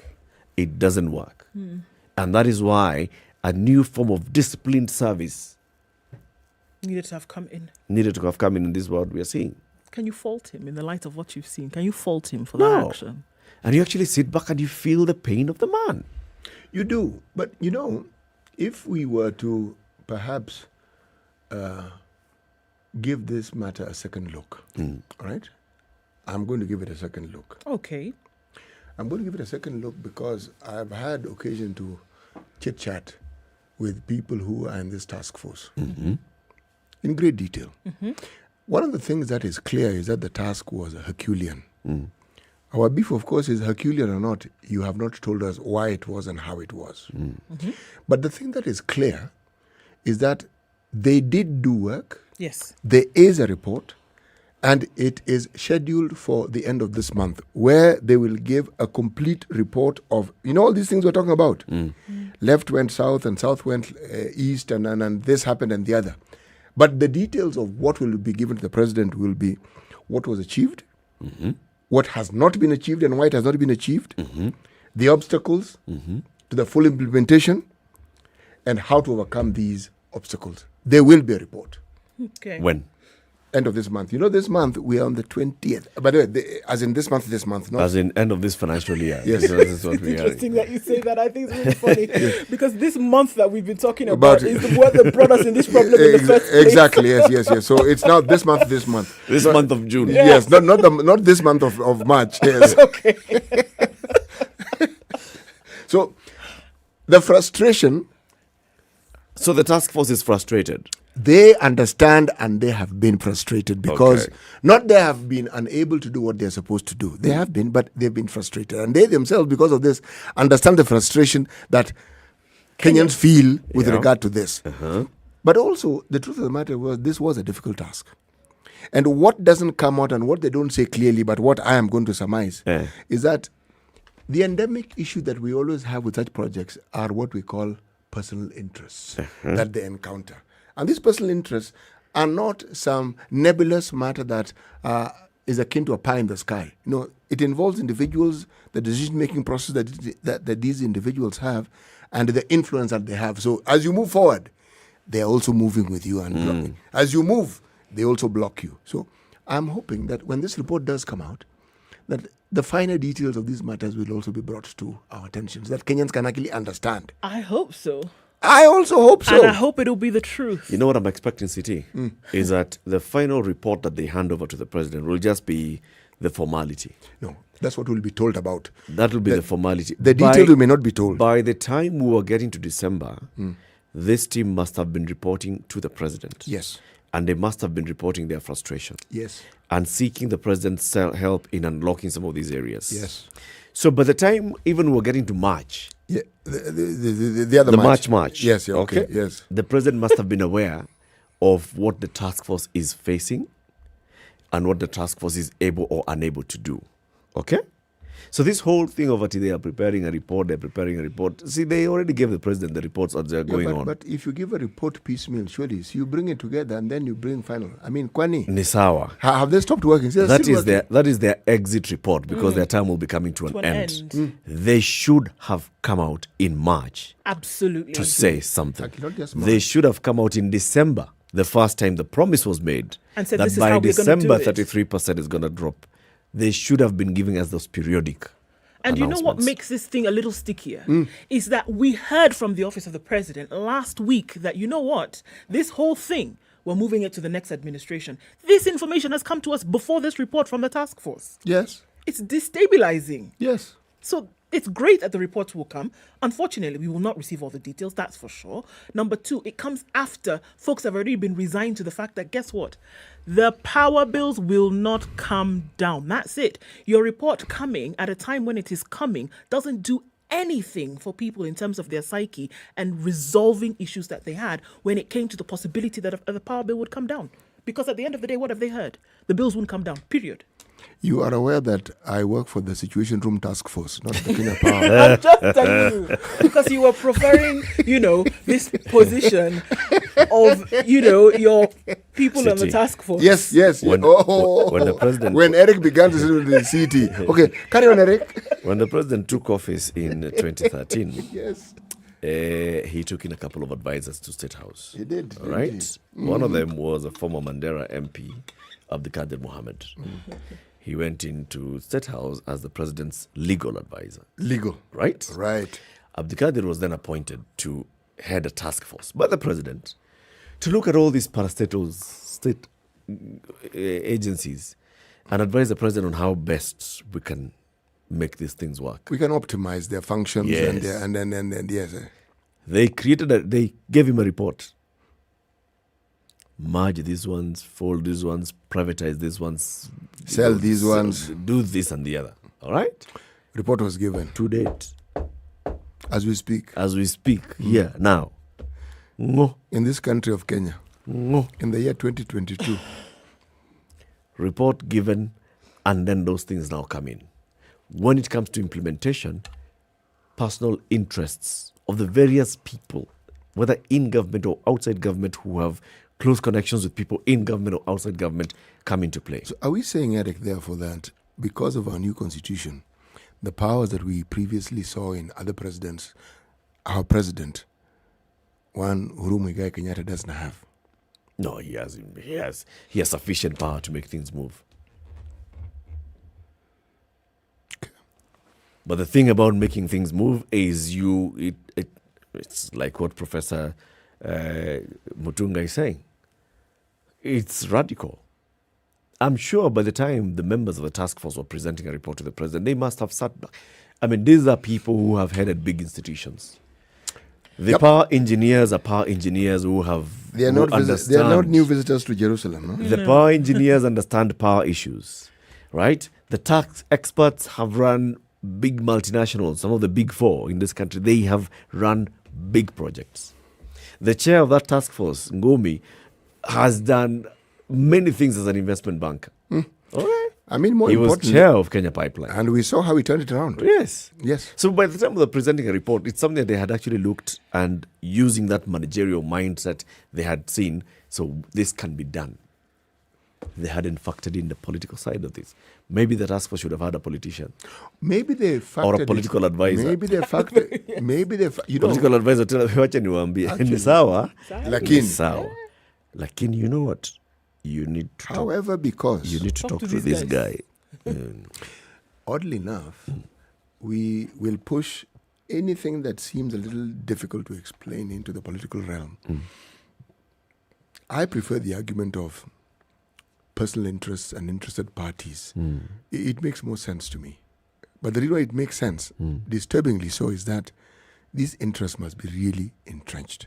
Because every time you look at any government project, it doesn't matter which ministry, we come up with them. Some people who seem to have an interest that is so deeply entrenched that it's almost impossible to surmount it. You come across it every single time. So what then are we saying? What are we then saying about legacies, and what are we then saying that this government helped put in place beyond the projects that we're discussing? What culture are they leaving? I think what we've always on this show said about the president is that yes, as from a personal point of view, Mr. Uhuru Kenyatta is a good man. Those people who have dealt with him means well. Very well indeed. President Uhuru Kenyatta came into office and he wanted to leave a legacy. He wanted to go back home and say, you know what, I moved from this point to this point. And by all means, he has actually moved the country forward. Yes. One of the things that maybe would be a good legacy to leave is the truth. On that final day, let him just come out and choma this thing and say, you know what, this is the problem with managing government. This country of yours, which you give me to run. This is the issue. Difficult. This is where the issues are. All right? So when he comes and says, you know, the reason why I'm bringing the military is because I'm looking for efficiency. The reason why I'm bringing people from the private sector is that I'm looking for that efficiency. Come out and tell us openly, this is where our problem is. And we can, even if you're going to tell us it's the BBI that's going to solve us the problem, but tell us what the problem is and so how the BBI can then resolve. So we know exactly this what is being problem. solved. Yes. Well, you know, like with most of these things, we will look for the people who are involved in this task force and ask them to come and explain these things to us in It would be very good to actually have them here. Yes. It would be very good because they're accountable. They were appointed by the President of the Republic of Kenya. They were gazetted. They are doing a public job. So they are accountable to the public. And it would be a good thing for them to actually come and explain. They ought to come out and explain. All these things that we are wrestling with here, trying to figure out and understand. Yeah. Did you not know when you were giving that report to the President that this cannot be done? Or is it actually doable? Because like you're saying, with the pedigree of the people in that task force, they believe it's doable. They believe it can be done. They ought to say, why is it so difficult to get it done? And what needs to happen? What do we all need to do to see that thing realized. What did they come across that they hadn't factored in? Or even if they had factored in, what had they underestimated? That when they began the task, they realized this particular rock is not going to move. Yes. And it's central to this whole issue, whereas we thought it was on the side, but it's bang in the middle. Indeed, we will be seeking them out and we hope to have them in the show, starting with the Cabinet Secretary, the Principal Secretary and the task force itself. Keep it here for more conversations coming up in the next hour. This is the Situation Room on SpiceFM at 8 a.m.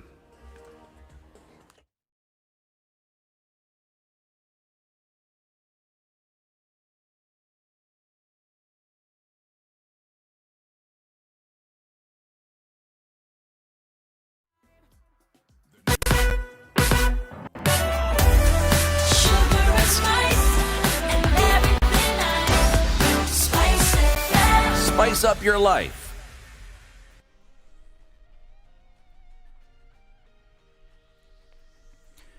The latest news from around the world. Aseto. The Catholic bishops have cautioned Kenyans against casual approach to election and instead called on electorates to exercise sobriety as they exercise their democratic right in August. They asked Kenyans to elect leaders with a strong moral standing and individuals not tainted with corruption. Fellow Kenyans, we are not looking forward to electing saints or angels. However, we are aware that many times we have elected leaders whose performance in leadership remains haunting us and who bring their evil to leadership. Some loot taxpayers' money with impunity. Some disregard the rule of law. Some instigated deadly fights in communities including tribal post-election violence, while others become bad examples to our children and the youth of our nation. We have often witnessed even physical fights among leaders or unrepeatable insults hurled at opponents. In Nyeri, the Catholic bishops led by Archbishop Anthony Muheria called on Kenyans to take the civic duty of electing a leader as an opportunity to place the right people in office right from the wards to the national level. Our call is a caution to avoid careless voting and focus on finding a servant leader in each of the 6 seats we vote for. Our nation, Kenya, will become the character of the leaders we give her. In the interest of responding to this call, we wish to focus on the following. 1, casual or careless voting. As we interrogate the worthiness of those seeking for our votes, let us recall we have a civic duty before us to execute in coming out to vote. We will be choosing leaders who will determine for the next 5 years the destiny of our wards, our constituencies, our counties, and our country. Now, Agriculture Cabinet Secretary Peter Munya, who has been promised to retain the slot should Azimio form the next government, has claimed that he will be third in national government hierarchy after the president and deputy president. The former Meru governor, who was promised an expanded portfolio that will see him oversee SMEs, urban development, business, industry and rural development, said he will supervise 5 cabinet secretaries in his role. Munya's remarks in Nyambene, Emira growing belt, raises questions on Wiper leader Kalonzo Musyoka's role as a prime cabinet secretary, a docket equated to the office of the Prime Minister under the 2008-2013 Grand Coalition government. Now, outgoing National Assembly Public Accounts Committee Chairperson Opiyo Ndai has called on the government to restore the fuel subsidy to save Kenyans from the high cost of living. Ndai said the recent hike in cost of fuel have had a serious effect on the ultimate cost of living of the common Mwananchi. Addressing the media in Siayatan, Ndai challenged the Cabinet Secretary for National Treasury to suspend intentions to do away with the fuel subsidy. The legislator said that the Cabinet Secretary has the powers and can use Section 223 of the Constitution even if Parliament was on recess. And 246 people have tested positive for COVID-19 from a sample size of 2,484 tested in the last 24 hours. The Ministry of Health says the positivity rate is now at 9.9%. Total confirmed cases at 329,353, while 202 patients have recovered from the disease. Now, the Guyanese national who was arrested 2 days ago at the Jomo Kenyatta International Airport has been deported to the United States to face justice. According to the Directorate of Criminal Investigations, Christopher Richard Spencer was deported Saturday night to the U.S. via a New York-bound flight. The fugitive, who is wanted by the U.S. government for drug-related charges, was arrested shortly after arrival in the country from Sao Paulo in southeastern Brazil. U.S. Guyana is a country on South America's North Atlantic coast. This is Newswire. Dennis Aceto. Good morning.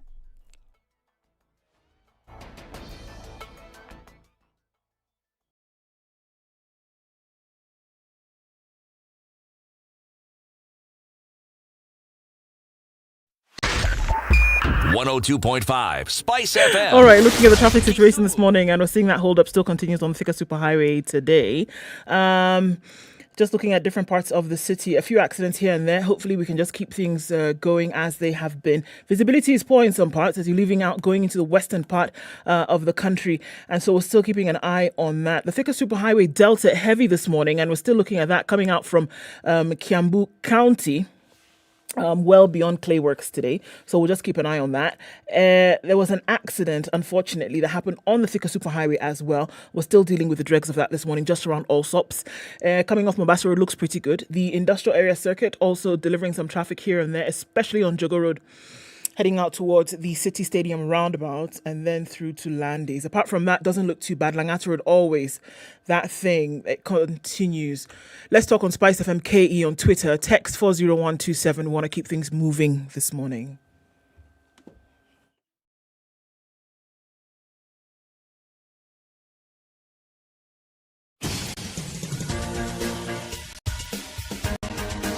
This is the Situation Room, the home of hard-hitting political commentary and penetrating insights about the state of the nation. This is a talk radio experience like no other. The Situation Room, a place for hard truths, debates, and elevated conversations. The Situation Room, witty, political, engaging, deep, controversial. In the room, we have C.T. Muga, researcher, academic, seasoned political observer, a fountain of wisdom in these politically uncertain times. Ndu Okoh, Nigerian by birth, Kenyan by choice, communications expert, Pan-Africanist, a truth seeker and believer in people power, and Eric Latiff, agent provocateur, the man in the chair, seasoned journalist, news hound, a man who believes in punching up, not down.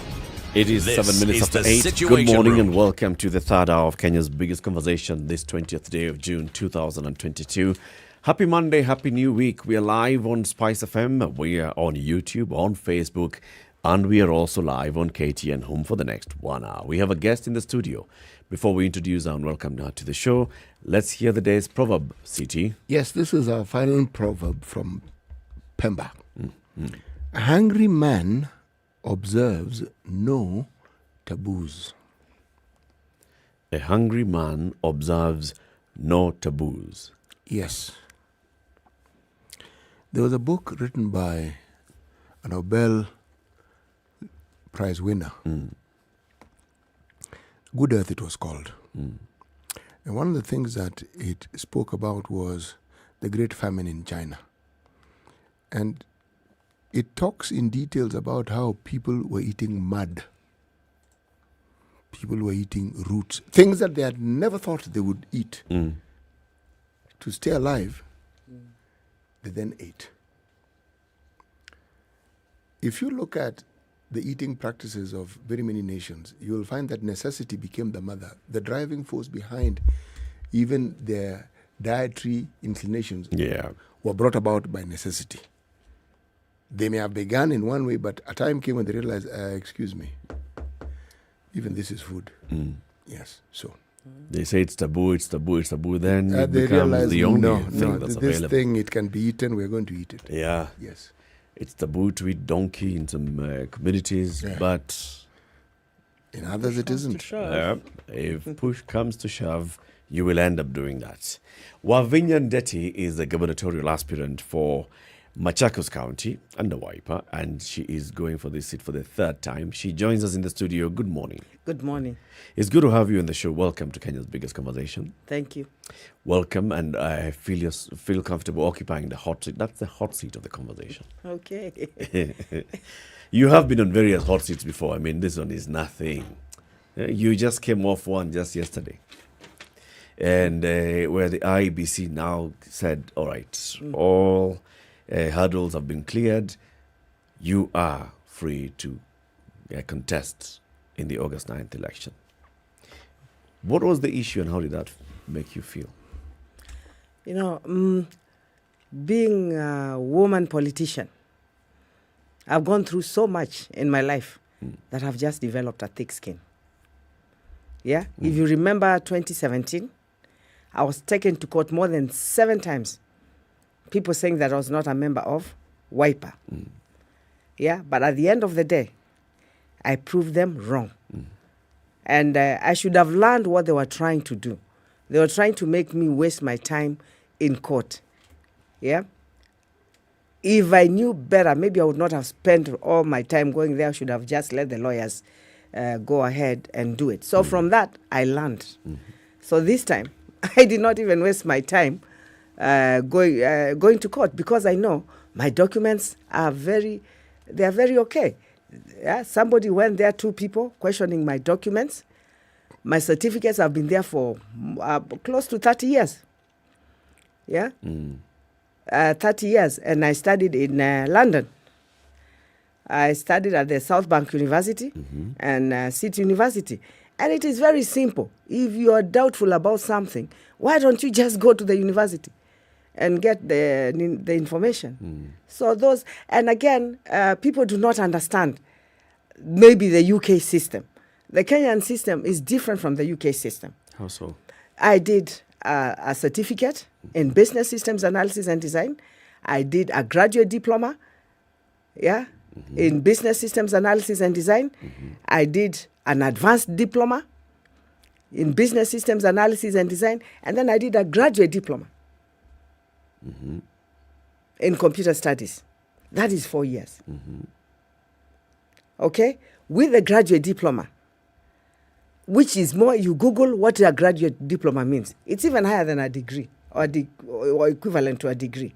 I was able to go to City University to do my master's, which I did my Master of Science in Business Systems Analysis and Design. Okay, I graduated in 1992. So after 1992, I had my first child. After having my first child, of course, you know the way the UK is. You know, okay, if my husband was working, that time I was not working. So I was at home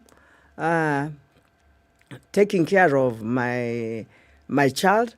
And then after I decided to take him to baby care, I went back to South Bank University to convert my graduate diploma into a BSc. You see, it's all, if you're married to a Nigerian, you'll understand. What? You know, the papers, these people are very well educated. But most of them are very well educated.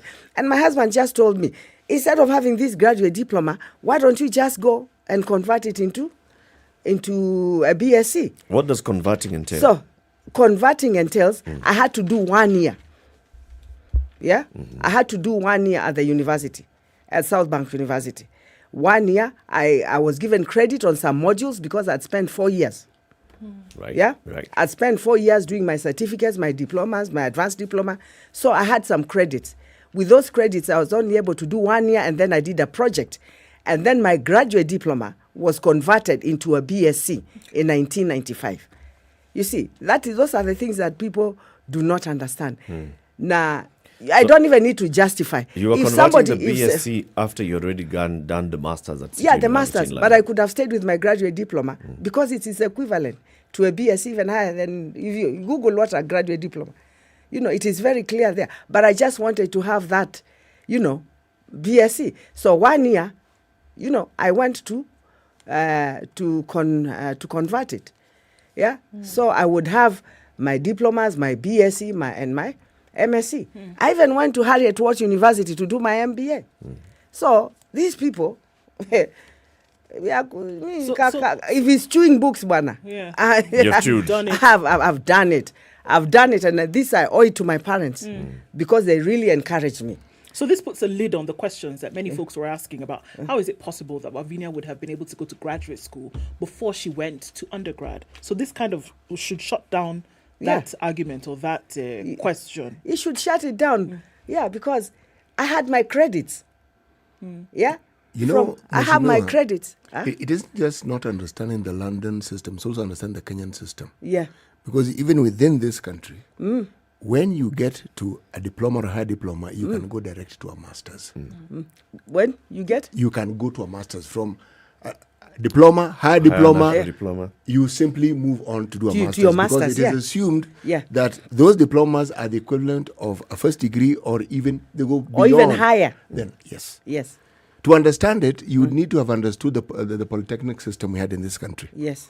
And for the longest time, people who went through that system would work. The very thing you've discussed, you'd get to a diploma. From a diploma, you'd get a higher diploma. Yes. And many people with higher diplomas were actually employed at the level of people who had master's degrees. And in industry, they were the preferred employees. Yes. So if someone takes an interest in just understanding the Kenyan system, what you're discussing is also possible within the system that we currently have. Yeah. It is not something that is impossible. So why do you think this became an issue this time, Wavinya? I think it's lack of understanding. You see, how could you do a master's before a BSc? Lakini, when I look at it, I think, I don't know. Those people just, I don't know how to explain. You said earlier but that if you're an educated person, if you're an educated person and you say you're an educated person, you should just check these things. Yeah, by checking them, you should be able to understand. Earlier, you said that you think that they wanted to derail you from campaigning and spoil my name.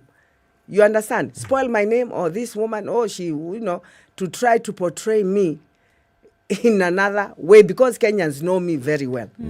Yeah, they know me very well. My mother used to say, let people say something about you when there's nothing to talk about. Yeah, they have tried many things. Even the other time they had put my name in the Nation newspaper about land.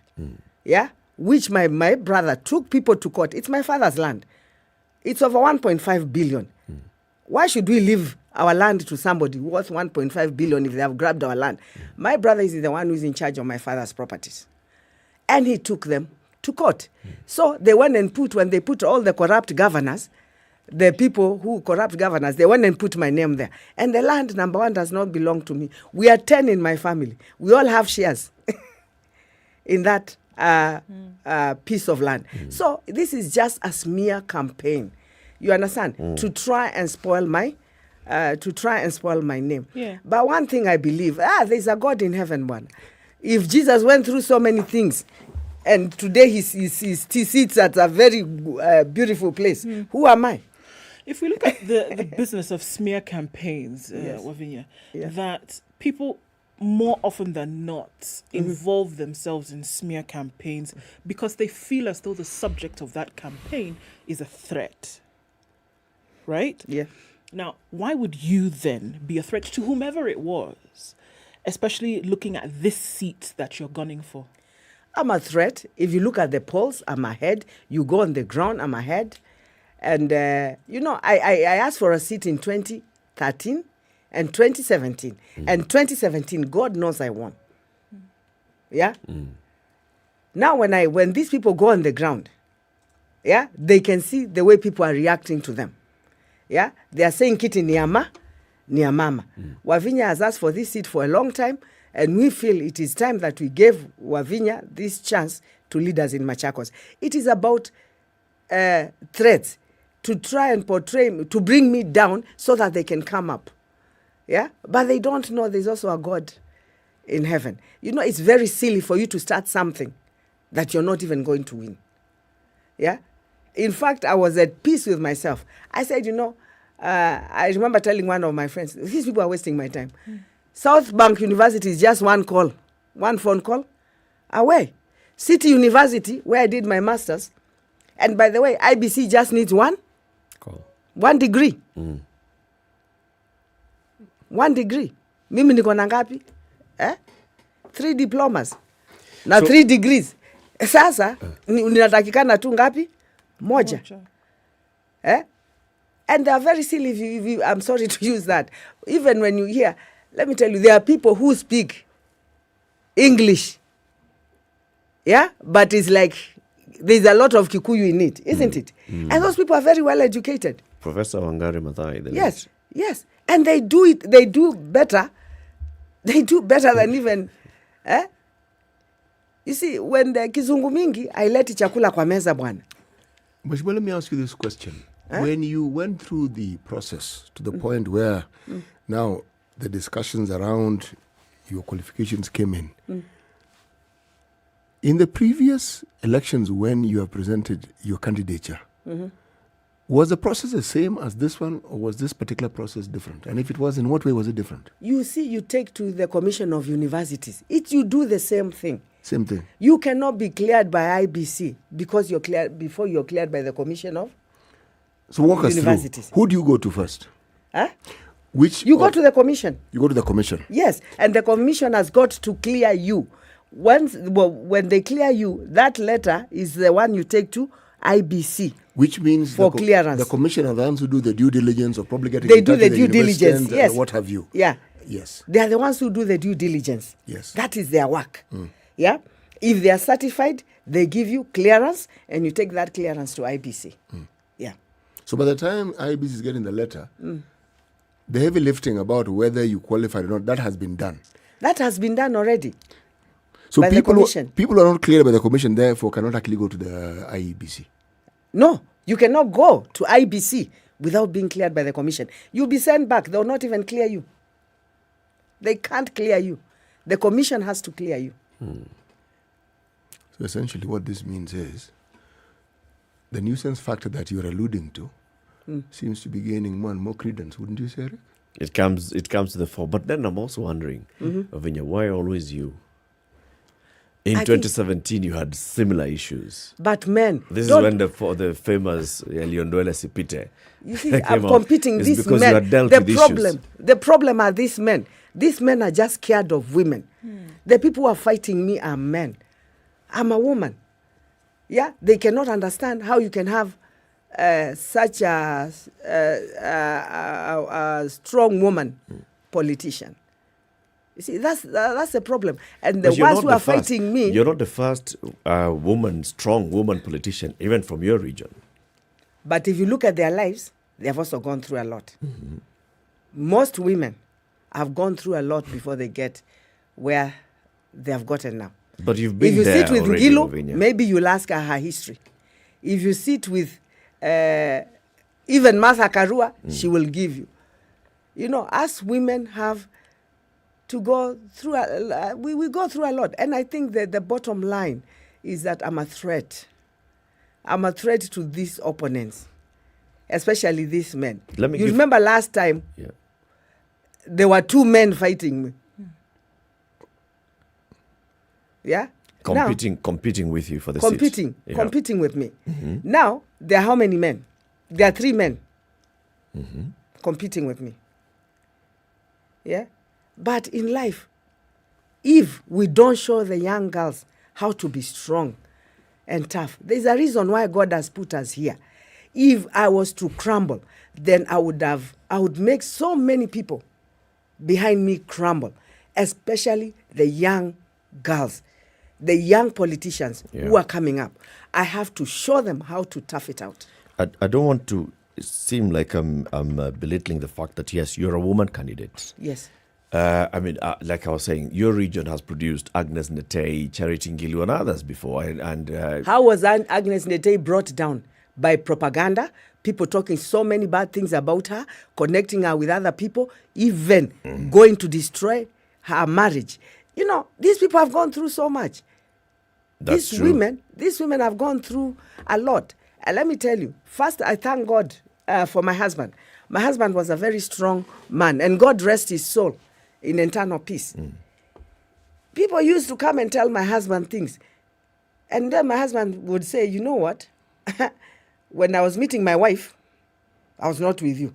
I know my wife more than... Better than you do. Yeah, better than you do. So my life, maisha yangu na bibi yangu, ni yangu. Leave us alone.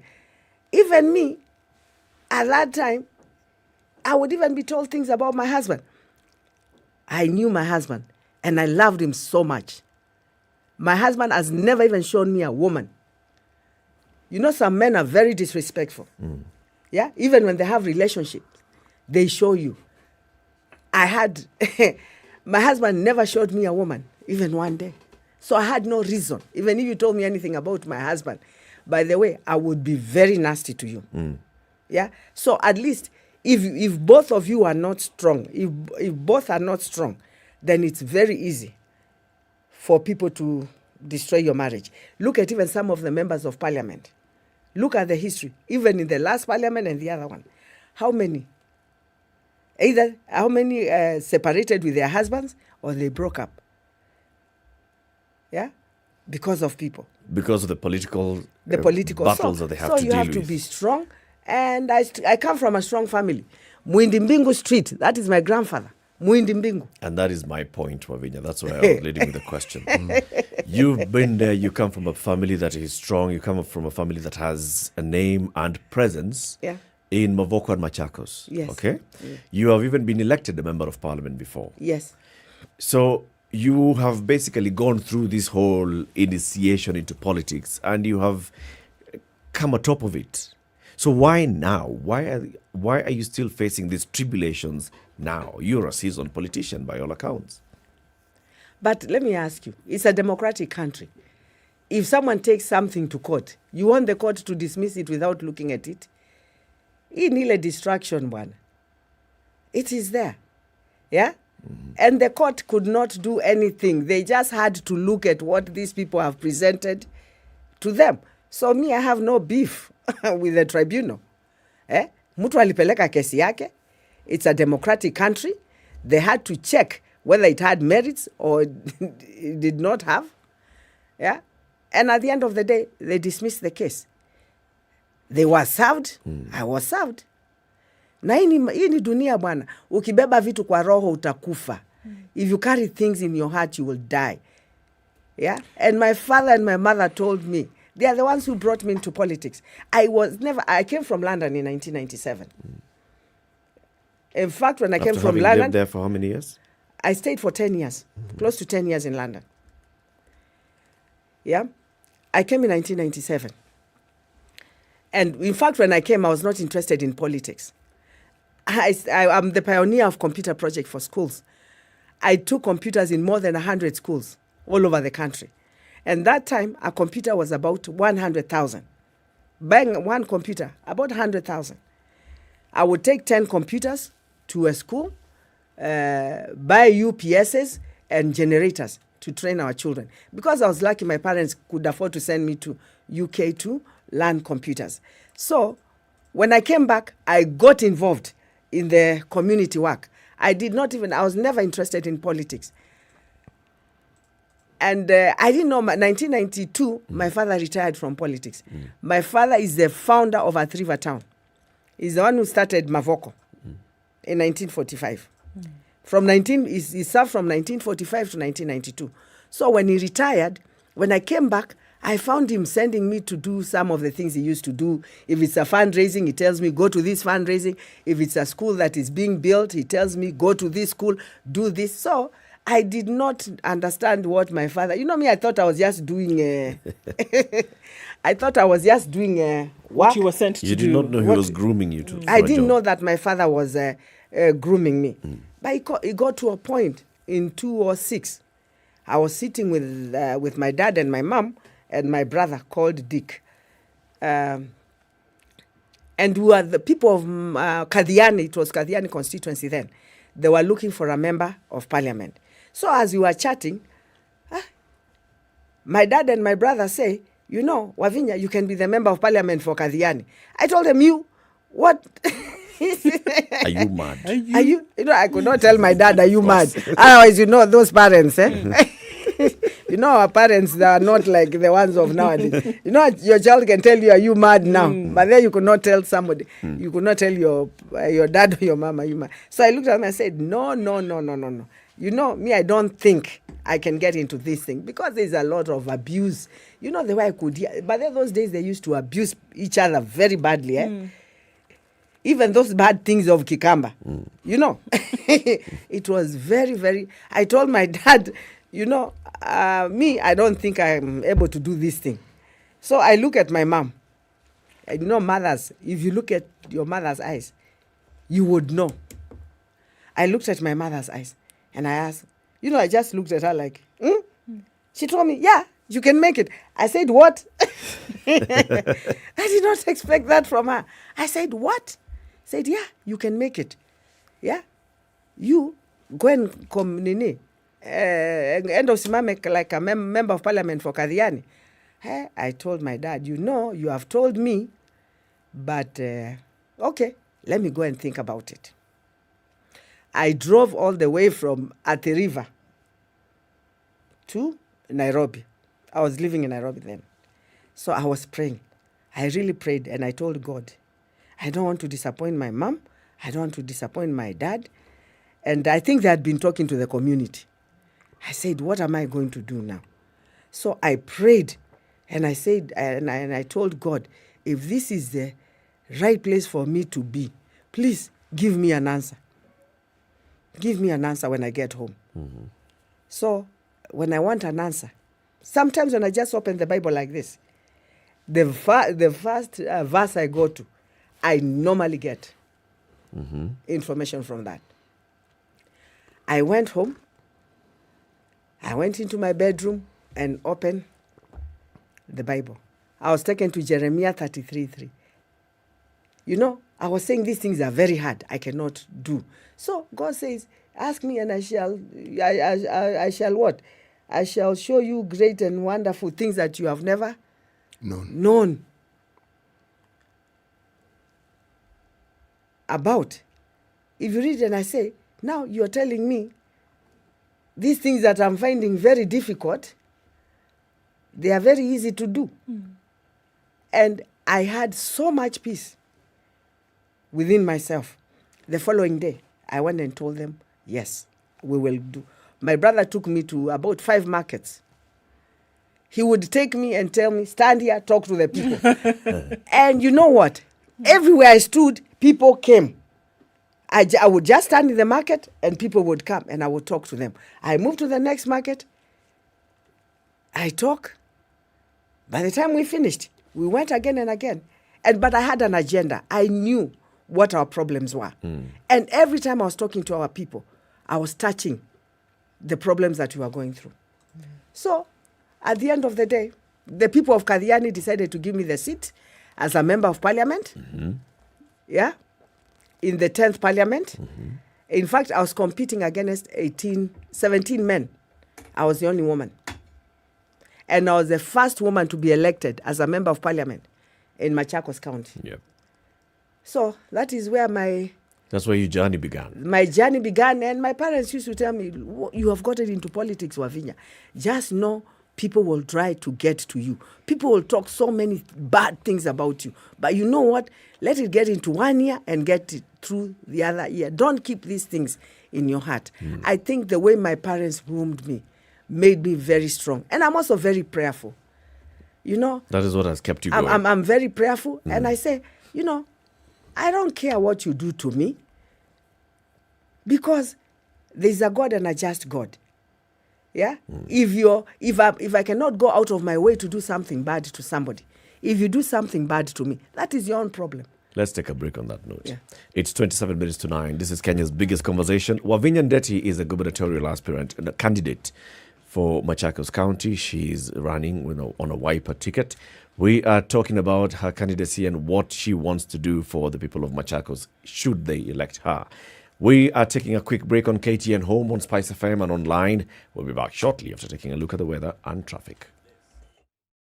This is the Situation Room, the only way to start your day.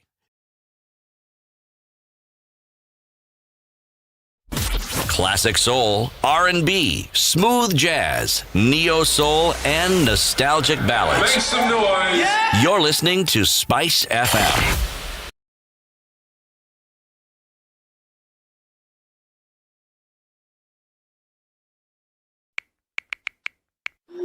Wait. Have you seen the message I've sent you? I always knew they can never be trusted, these guys. Okay, I've seen it, but where did you get that information from? Someone forwarded me the message and they say they got it from a very reliable source. I can never lie to you. Okay, but what are these sources? Sasa, now you want to interrogate me and I'm just forwarding as received. Wait, majameneni, don't shoot the messenger. Me, I'm telling you. How do you separate the truth from the lies and facts from opinion? The election season is a period where violence, votes, and many other incidents can be influenced or triggered by a news item. When was the last time you questioned the validity of the news you saw on social media, WhatsApp, tabloids, or blogs? Where do you go to fact-check what you see or hear?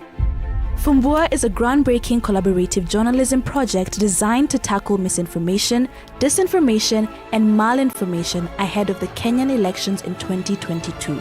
For more information and updates, follow Fumbua Kenya on Facebook, at Fumbua KE on Twitter, or fumbua.ke on Instagram.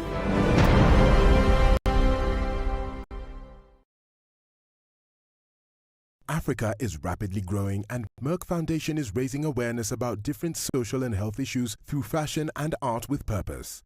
Our Africa TV show on KTN Home will talk about issues that matter to you, such as diabetes awareness, ending child marriage, supporting girl education, and breaking infertility stigma, among other topics affecting the continent. Join Merck Foundation CEO Senator Dr. Rasha Kelej every Saturday at 5:30 p.m. as she talks to fashion designers, singers, and other personalities from across Africa. Only on KTN Home.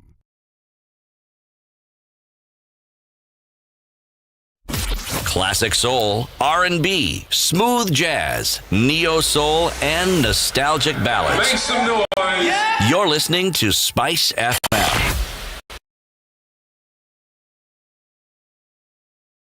Guess what? Cold Stone Creamery has amazing deals for you to indulge every day. This month, enjoy deals on 2 cups of creamy delicious ice cream from as low as 600 shillings and ice cream cakes from as low as 1,800 shillings. Visit any of our stores in Nairobi or Mombasa and indulge. Cold Stone Creamery, the ultimate ice cream experience.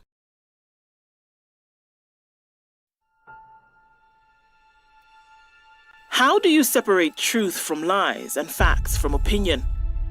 In late 2021, Baraza Media Lab and 23 media and media-related organizations met to discuss this urgent issue 15 of our degrees time. and cloudy conditions in Nairobi, Fumbu- highs of 23 and lows of 13. It's mostly cloudy at 16 in Nakuru, highs of 22 and we'll see lows of 12. 12 will be the low. In a rainy Nyeri at 15, highs of 20 and sunny conditions at 12 in Eldoret, highs of 21 and lows of 10. Partly sunny conditions in Mombasa at 24. It'll go to highs of 29 today and we'll see highs of 29 as well in a rainy Malindi at 27.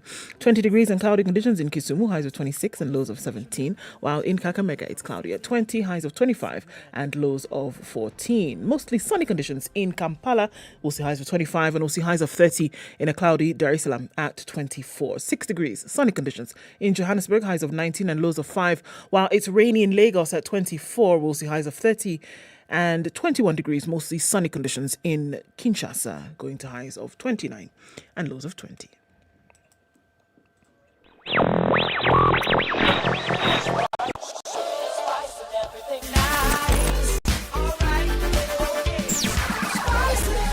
Spice up your life.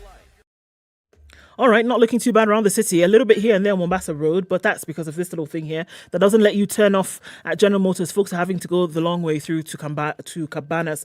Jogo Road looking heavy as it is also on Uhuru Highway. Really slow as you get into the CBD. It's still doing that thing on the Thika Superhighway. You should be all right, though, from that Allsops junction until you get to the Utali Drift. Then that's when the traffic picks up. Whatever was happening higher up the road, that has been sorted out, at least for now. Let's look at it in about half hour or so and see what it looks like. SpiceFM KE on Twitter. Text 40127. Spice FM, Malindi.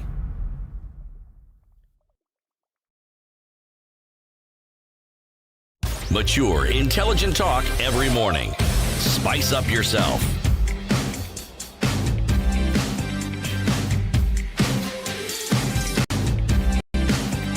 Mornings 22 minutes to 9. The conversation 94.4 continues on Spice. SpiceFM online and on KGN Home. Our guest this morning, Wavinya Ndeti, the gubernatorial candidate for Machakos County and the Wiper tickets.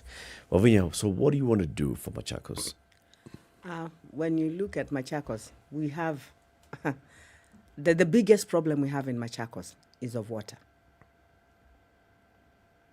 Yeah, water is a very big issue in Machakos. So what I'm looking at is creating dams in Machakos County, sinking boreholes, and also putting gambions on the rivers, because most of the water passes and goes to the Indian Ocean. We have most of the rivers passing through Ukambani and especially Machakos, Machakos County. And we also have those also seasonal rivers. So if we are able to create gambions on the rivers, we are able to at least pull water about 5 or 10 kilometers backwards, and that water can stay there for a long time and also help our people. The other thing is once I do the dams, I need to have treatment plans. Yeah? Like I'll give you an example of Kadhiani constituency when I was a member of parliament. Looking at Muoni Dam. Muoni Dam is one of the dams that was that was done during General Mulinge's, he was the member of parliament there, General Mulinge's time. And it came to a point where it got a lot of silt. So I had to, when I became a member of parliament, I had to go and remove most of the silt from the dam and expand the treatment plant. Before I was a member of parliament, there were only 14 households connected. By the time I left, we had more than 45,000 households connected with water. So we have to look either at a constituency, per constituency, or per ward. Where can we sink a dam? You know, a big dam that can be able to supply water in that area, and then also build treatment plants. With these treatment plants, we're able to pump water close to the people. Yeah, once it gets close to their homes, now they can maybe pay for meters, and then now they, after paying for meters, they can put water in their homes. And once we create dams and do the gambions, we also, that is going to improve agriculture, because we have our soil is very fertile soil. The only thing we lack is water. If we're able to provide our people with water, yeah, then Machakos can become the breadbasket, one of the breadbaskets of this country. So, I want to ask this question. You say water is a problem. Yes. Does it rain in Machakos? When it rains, it rains. Okay. So, has there ever been a plan within the county or when there was a municipality to harvest this rainwater? Yes. I remember when I was a member of parliament for Kadhiani, there's a project we started with the Belgians. Yeah? With the Belgians, which was to expand the KMC Dam and the East African Portland Dam. And that project, and also the treatment plant, that project was carried on, and it's almost done. Yeah? If not done, it is done. Yeah? So these are some of these things, the plans have always been there.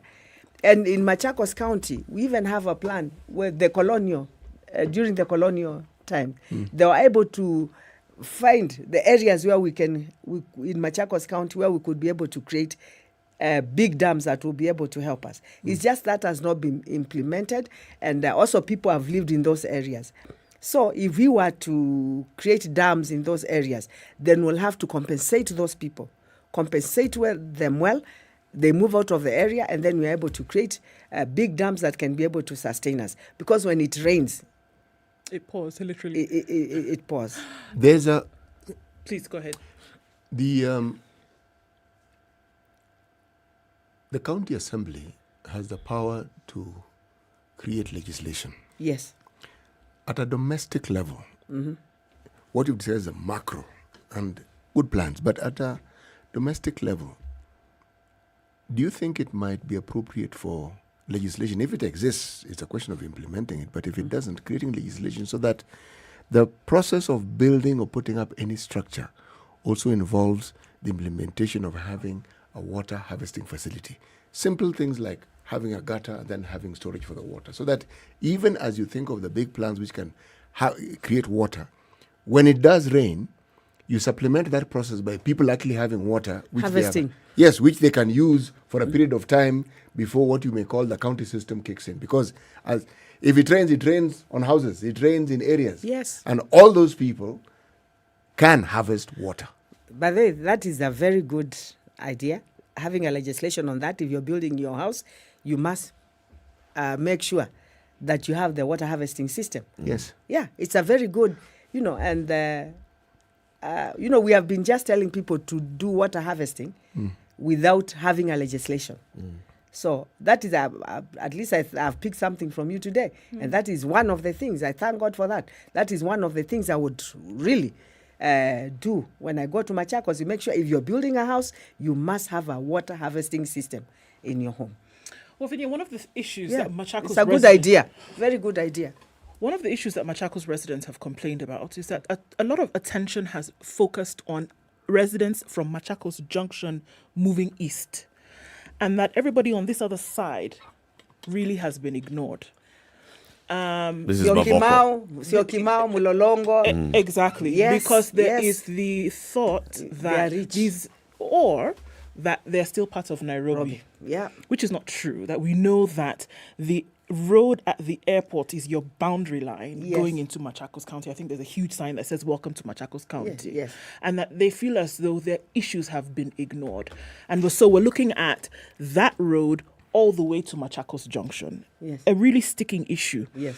And we're going across board from schools. There is no public medical facility from that junction, from that road until the junction. There is one public school. The sewage system does not exist. Those are already three things. We could go on for hours. The question is, what kind of attention is going to be paid? I was born and brought up in Athi River, Mavoko. I live in Mavoko. I live in Lukenya. So this is my resident. So you get it. I get it, and I understand it very well. Even some of us have properties in those areas. Yeah? The biggest issue, I think, there are people who say maybe those people do not have votes. But there we have more than 14,000. No, it's been said. It's been said, but the votes are there. And they really voted for me last time. So I just want to assure them, number one, we need roads there. The major ones, we need to tarmac them. We need street lights. We need the sewer system. The water problem is being resolved by Tana Athi. Yeah? It's being resolved by Tana Athi. We are getting water from Nairobi, and there's the new dam that is being created. All that water will come to what do you call, from the boundary, from Githunguri, all those areas. Yeah? What will soon, by the end of July. In fact, I spoke to the managing director. I was also working in the water ministry as the chairperson of Kenya Water Institute, KEWI. So that is a program that we had started in the ministry, and that one is almost getting finished. And those people, there are people from Githunguri, that area, they'll be able to get water. As they were doing the main road, you saw they were laying some pipes. Yeah, there were some blue pipes for water, and so that is also another system that is going to be used to supply water in Syokimau and Mulolongo. So about the water system, the national government has really worked on it, and soon we'll get a solution to that. Because they only get water, apart from the people who have sunk their own boreholes. The boreholes that are being used there are the ones that I sank when I was a member of parliament. So the problems of this area are different from Machakos Junction going that way. They just need proper system. And also the other thing is about physical planning. Physical planning, you build your good house here. Tomorrow you find somebody building a 4-story or 5-story building. So we really need to resolve the problems of Syokimau, Mulolongo, and plan the place very well. If it's a residential area, if this type of house is to be built there, we allow that to be done. Yeah, we cannot just mix things up. We need proper planning. Yeah, not for Mavoko alone, but for the whole of Machakos County. So the problems, as I tell you, and the other thing is about garbage collection. Yeah, garbage collection is a problem everywhere. What I intend to do is privatize also the garbage collection in this area. We have the young people there who don't have work. If we privatize, if they are young people, they are men, they are women who can do that kind of work. And we'll pick them from those areas. So if garbage is not collected, of course you know who is responsible for not collecting what? Garbage. I Now, have a problem, Movinya. Allow me just to interject. Yes. When we view garbage collection as kazi ya vijana. No, I'm not saying vijana. I'm saying young people who are jobless. No, if you hear me, sijasema vijana, nimesema men, women, nimesema vijana, wamama na wazee. Yeah, it's for the people who are jobless. How do you professionalize it? How do you make sure that it's done properly? Because if you just say that, then it's going to be, so you've privatized, and that's the same thing we see in Nairobi. It's been privatized, but what you see is that those young people are employed in those old trucks, and their job is just to carry the garbage onto the trucks. But efficiency, creating efficiencies and efficient system of garbage collection is what is missing. How are you going to make sure that you have a proper, efficient waste management system? Now, first of all, we have to train our people on how to separate different types of waste. Because if you go to someone's house, whether they are bottles, whether they are plastic things, whether it is cabbage, whether it is everything, they put all in one in one bin. Yeah? And we can also make money from some of this garbage. Me, I'm looking at garbage collection also as a way of generating income for Machakos County. If we separate this type of garbage, like the bottles and all that, we can also sell those or find a way of making money from that. The other type of garbage, we can also create manure, yeah, and be able to sell manure. So we have to look at garbage as an income generating, yeah, and. When we do so, because collecting is easy, but where to dump it is a issue. Is a problem. So we have to look at the environment and see how we can use this garbage to make money for ourselves as Machakos County. The other thing, if we give them work, the youth, the women, they have groups. We have groups, and these groups, I want to turn them into companies. Yeah, we have groups for youth, for women, for men, for the disabled. I would like to turn them into companies. Once we turn them into companies, then we give them this kind of work.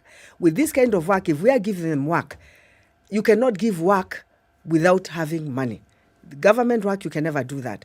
So if we know this garbage collection is going to cost this much, we can guarantee them at the bank. The bank gives them money, either to buy a truck or two, yeah? And then we will be paying the money in their account so that the bank can take their money. Once the bank takes their money, they are left with their profit. That is also a way of growing our people, because they might not afford to buy these trucks. They might not afford to buy those equipment. So we have to work in collaboration with the bank. Kama ni truck inanunuliwa, you're not given cash to go and buy a truck, isn't it?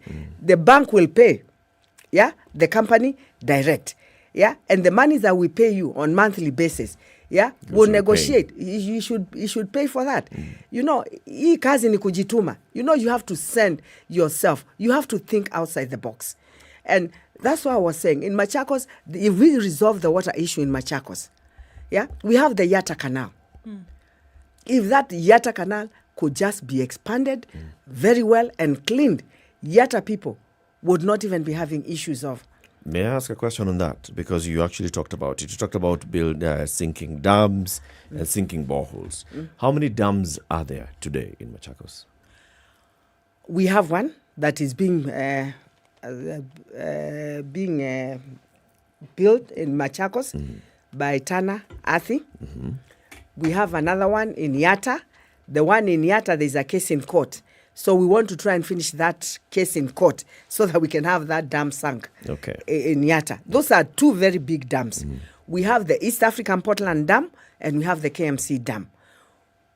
We have the Masinga Dam, yeah, which also provides maybe to some homes drinking water and all that.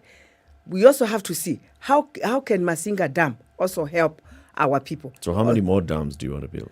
We need to look at per constituency. we have to look at constituency or wards. Machakos is very big. There are some constituencies that are very big. Like in Yatta, you have Lower Yatta and Upper Yatta. How do we? We have to. I also have to work with people who are specialities on water.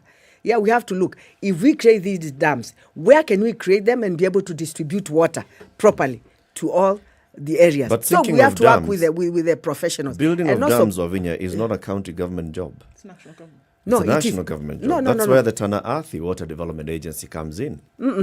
You can as a county. Are you going to wait for the national government to come and provide water for your people while you yourself as a county government, you can do that? There are tractors, there are water pans. You can also do the people's homes. What you just need is approval from NEMA, and not even sinking boreholes. Yeah, Tana Athi can also be sinking boreholes, or it can be sinking boreholes, but county government also sinks boreholes. You cannot. We know our problem. Yeah, and knowing our problem, we have to try.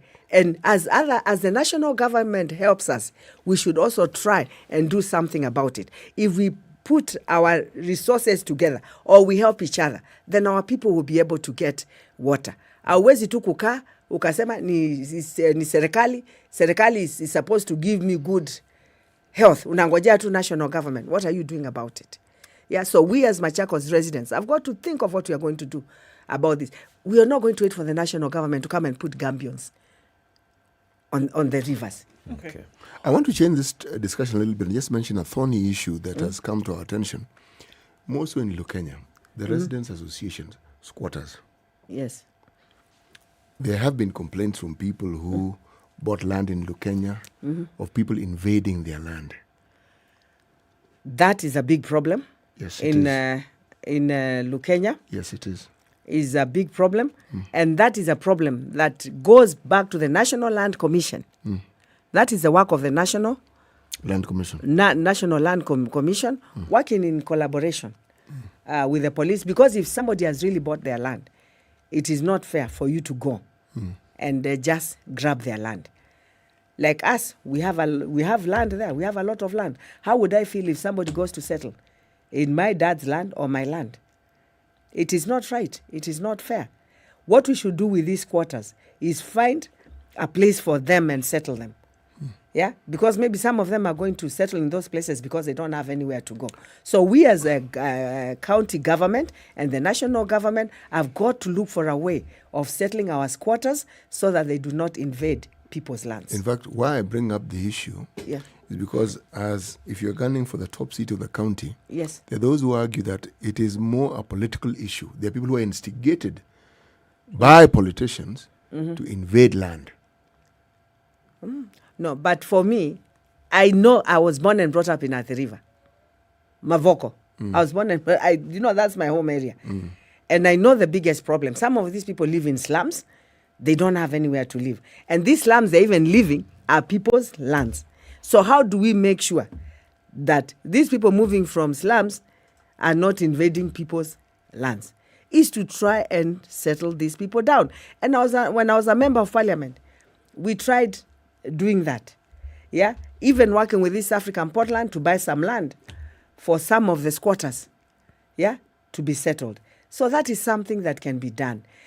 Hii kazi ni kujituma. You have to be a problem solver. You can't just sit and look at things happen. Yes, there's a problem here. How do I take care of this problem and make sure that the people who own land and the squatters do not fight each other? Come up with a solution as a leader. And the solution is to settle these squatters. Even if it means buying land, if there's no government land, get land and settle them so that they can stop invading other people's lands. And again, after the post-election violence in 2007, a lot of people moved in Mavoko.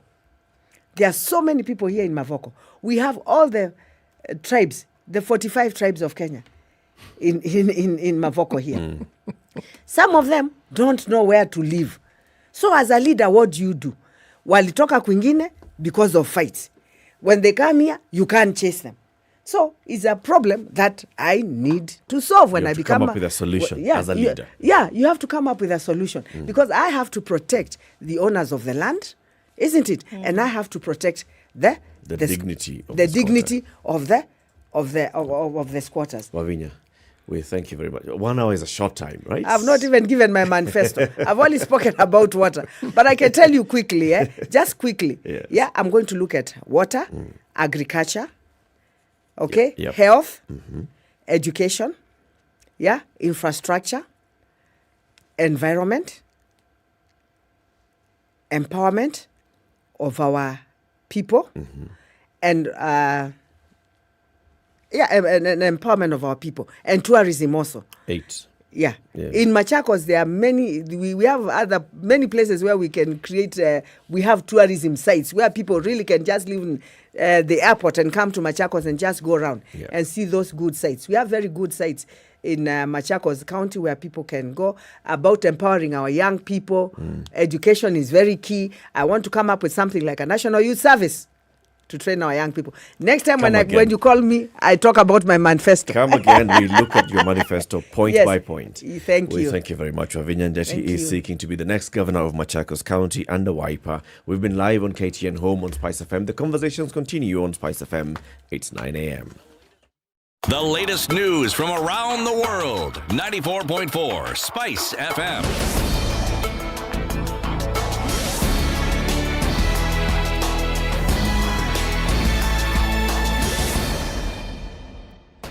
Leader Kalonzo Musyoka has continued his consolidation of the Lower Eastern vote bloc for Azimio Okoh by campaigning in Kathmanzweni, Makueni constituency, Ketaingo in Kilome and Mlolongo in Machakos County.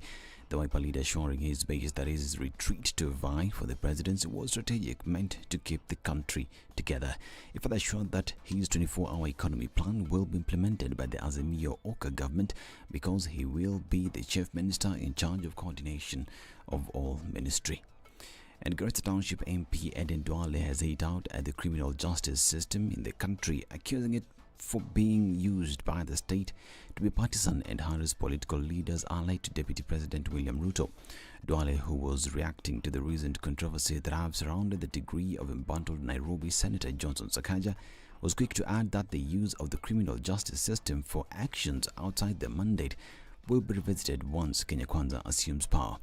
The Nairobi senator has been facing heat over the past few days after it emerged that his academic certificate had issues. Today, Sakaja is expected to present himself before the DCI for further questioning on his certificate. Now, as the competency-based curriculum continue to gain momentum, professionals have joined hands along Eastern Bypass to open one-stop center where schools can visit for practicals as they do the theory part in school. They say that students get to understand faster in the center than in classrooms as they get to see what they have been learning for years without getting to see them. Duncan Arimi, the director of Gravity Park CBC Center, said they chipped in after they saw how learners were struggling with the practical part of the learning in our congested schools. Now, political aspirants in Samburu County and their supporters have been warned against using social media platforms to insult opponents and tarnish their names as we head towards the general election. Samburu County Commissioner Henry Wafula said that the government is closely monitoring sharing of information on social media, warning that whoever that will be found misusing social media will not be spared by the law. Wafula issued the warning during a seminar that was organized by PeaceNet Kenya organization to train them on how to ensure peaceful elections. And parents in Turkana County have been urged to take their children to school to fight illiteracy level and poverty that has affected the area for many years, since the residents only value pastoralism compared to education. Speaking in Nakuru in Turkana East during commissioning of 2 classrooms built by Kapese Community Charitable Trust that cost 3.4 million, the education partners have challenged the parents on importance of education to the children. The launching ceremony was graced by Turkana East Deputy County Commissioner Saban Saidi, who has declared war against parents who keep children at home to look after livestock. And research developed by National Strategy for Rabies Elimination shows that Machakos is among the 5 top counties in Kenya with rabies. Rabies is a disease that can be controlled if quick action on anti-rabies vaccination, spraying and neutering of dogs and cats is done. This was revealed by Dr. Lisa McCarthy from Colorado, America, who led a team of veterinarians in the help of eradicating and reducing the spread of rabies in Machakos. McCarthy said that spraying and neutering was a way of sterilizing through surgery so that the pets won't produce anymore. This is Newswire. I'm Dennis Arseto. Good morning.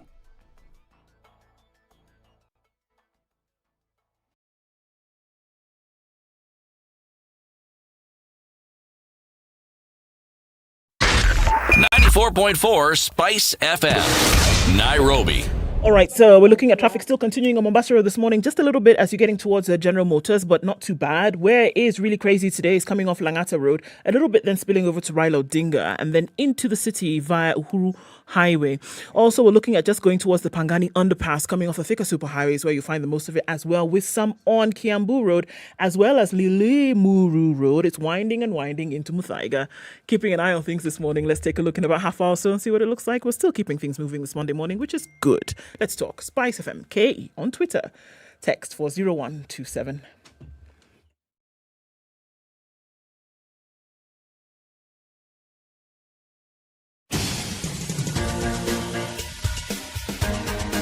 This is the Situation Room, the home of hard-hitting political commentary and penetrating insights about the state of the nation. This is a talk radio experience like no other. The Situation Room, a place for hard truths, debates, and elevated conversations. The Situation Room, witty, political, engaging, deep, controversial. In the room, we have C.T. Muga, researcher, academic, seasoned political observer, a fountain of wisdom in these politically uncertain times. Ndu Okoh, Nigerian by birth, Kenyan by choice, communications expert, Pan-Africanist, a truth seeker and believer in people power, and Eric Latiff, agent provocateur, the man in the chair, seasoned journalist, news hound, a man who believes in punching up, not down. This is the Situation. Okay. It is 6 minutes after 9. This is Kenya's biggest conversation. It's the Situation Room. Welcome to... City, are you moving over like that? Senor? I think it's a good plan. Yeah, it's a good plan because we have two guests coming in. So you shift. You do the shifting, City, right? I have done the shifting. As you come and sit down, then I can organize your mic. I can organize our guest's mic. I have also organized my mic and Ndu's mic, to welcome our guest into the show, right? Today is World Refugee Day. We've been saying that since morning. It's World Refugee Day, and we're joined by two guests in the studio. Before we welcome them and introduce them to the show, let's hear the day's proverb, City. Yes, from Pemba. Okay. Yeah. A hungry man observes no taboos. A hungry man observes no taboos. Yes. People, when you're hungry, all these rules and regulations that have been part and parcel of your culture will fly out of the window. It doesn't matter. It doesn't matter. I gave the example of the Great Famine in China that was enshrined in a book by a lady by the name of Pearl S. Buck. It actually won a Nobel Prize, among the other things she had written. People were eating mud just so that you can feel full. Roots. And the story goes on. Many people have changed the culture of their diet simply because of hunger. So all the rules and regulations out of the window. Go with respond to the stomach Kapsa. And what the stomach is asking. Yes. World Refugee Day 2022. We have two guests in the studio. One is a regular of the show, Justin Kuswania Jamin. Why am I saying Justin? Where did I get that from? Jamin Kuswania is a Build Advocacy Manager, International Rescue Committee. Good morning, Jamin. Good morning, Latiff. Karibu sana. Asante sana. Naomba radhi, uniwie radhi kwa kukuita jina la mtu mwingine. Huyo mtu mimi simjui ni nani. Don't look at me. I also don't know that person. You don't know? Justin. No. You don't know who Justin is? I don't know Justin. I don't even have a relative who's called Justin. Okay. Yes. It is Jamin. Yes. And Jamin today is joined by Irene Kinoti, who's a programs officer at Pamoja Trust. Irene, good morning. Good morning. Welcome to Kenya's biggest conversation. I'm glad to be here. This is that is the hot seat. Can already feel it. Because you see, Jamin is a regular. He already knows how to evade the fire. So the bullies in us are just going to focus on you today. Unfortunately. But then we will start by just getting to understand World Refugee Day, Jamin. Yes. The background, the history, the importance of it. So the World Refugee Day is celebrated every 20th day of June since the year 2001. And so this year is 21 years since we began marking World Refugee Day. In 2001, the commemoration was certainly in commemorating 50 years since our refugee convention, the 1951 Convention on the Status of Refugees, actually came into place. And so this has then happened every single year on the 20th day of June. The day, World Refugee Day, is about looking at the resilience of refugees all across the world and also raising awareness in terms of the plight of refugees and the need for stakeholders, governments, to be able to ensure a conducive environment for refugees, but also to be able to respond to those particular push factors that cause displacement and therefore refugee situations all across the world. Yes. So how are we marking this today in Kenya? So in Kenya, we have many events that are actually happening at the community level and even at the national level. We have a national event that is happening at the Kakuma refugee camp. We have a national event that is happening at the Kenyatta University School of Law, where we're having a public discourse on refugee issues and also exhibitions of their work, but also community activities like one that we are organizing at the community level, which are actually sports activities to be able to bring people together and ensure that we have social cohesion. Those are just part of the activities that are happening. I know even today in the evening, there is also a discussion about refugees and the opening the space with the Editors Guild that is happening at the Sarova Stanley from 5:30 p.m. Irene, we have dealt with your colleague from Pamoja Trust a number of times, and we know that you deal a lot at community level, engaging with people in the community. So what activities are you participating in today as Pamoja Trust to mark World Refugee Day? Okay, so our events have been started from the last week, which were mostly preparatory events at the community levels in mostly the regions such as Kayole, Kangemi, Kawangware, Githurai, Kasarani, the areas that we find we have a lot of urban refugees located in Nairobi. And the sessions have been basically holding community awareness, the general community awareness sessions on refugee rights, sensitizing the communities about who are refugees, what is the importance of recognizing their place in the society, how can we protect them, how can we be able to establish their needs and respond to them. And moving on to today, we are planning an event at Kayole, where we're going to have communities from Kayole and the other regions converging together with the different departments from the county government. We have invites from UNHCR just to continue with the awareness sessions, and after the awareness sessions have an integration or an open session to have a sports event where we're going to play against each other, have fun, and see how we can enable refugees have a lot of recognition at the community level. Yeah. Okay, so I mean, we're looking at a situation in Kenya. I think we will look at the last statistics. I believe Kenya globally is one of the countries that takes in the highest number of refugees for whatever circumstance, right? Whether we're looking at refugees as a result of war, refugees as a result of economic devastation, whatever the case may be, Kenya's up there, right? So, like, as we celebrate World Refugee Day today, What is the footprint of the refugees that have come into the country? Why are they here? And I ask that question in the manner that I do to understand the reasons as to why they're refugees. Because you obviously there are different clusters, there are different classifications of refugees. So what are the different reasons that we are seeing for refugees being in Kenya today? So the truth of it is that globally, Kenya is not top 10 in terms of the number of refugees that we host. And because the number of registered refugees that we have in Kenya is about 540,000. Globally, we're not top 10 of those particular numbers. In the region, yes, we are number 3 because Uganda hosts the largest number of refugees, approximately about 1.6 million. Then we have Ethiopia hosting about 800,000.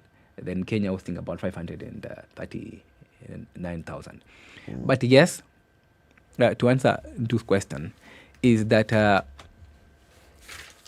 72% of refugees all across the globe, they reside within the neighboring countries where they certainly come from. And so this region has had issues in terms of war and conflict, and therefore Kenya has happened to be a safe haven to some of those particular populations. And so people who have come into this particular country as refugees, most of them have actually been displaced by war, by war in Somalia, war in South Sudan, war and conflict in Ethiopia. And so in terms of the populations of the number of refugees that we find within the country, those particular countries take the lion's share of the refugees that we find in the country. Congo, South Sudan, Somalia, we have a huge number of refugees coming from those areas. And the main concern is because of the war and conflict arising from those particular countries. With the camps that we had, that Kenya had of Kakuma, Dadaab, in terms of size, what are we looking at? Some of the two of, or comparable to these other countries that you've mentioned, Uganda and Ethiopia. What is different about these two camps? Because the truth of the matter is that when you hear refugees speak around the world, you did hear Kakuma and Dadaab. You did not hear about the camps in Uganda or Ethiopia. True. And I think that's a good observation because out there you have heard that Dadaab is one of the biggest refugee camps in the world. The management of refugees within countries is different. In Uganda, for instance, they live within settlements. And there are several settlements in Uganda. In Kenya, we have only 2 camps. So meaning, once you have a population of 539,000 people, so one camp is taking 220, the other one 220. So those are actually big. But then when you go to Uganda, where they have many refugees than us, but they have very many settlements where you would find 30,000, 50,000, or even 100,000, then you don't see that particular figure as having large number of refugees per se.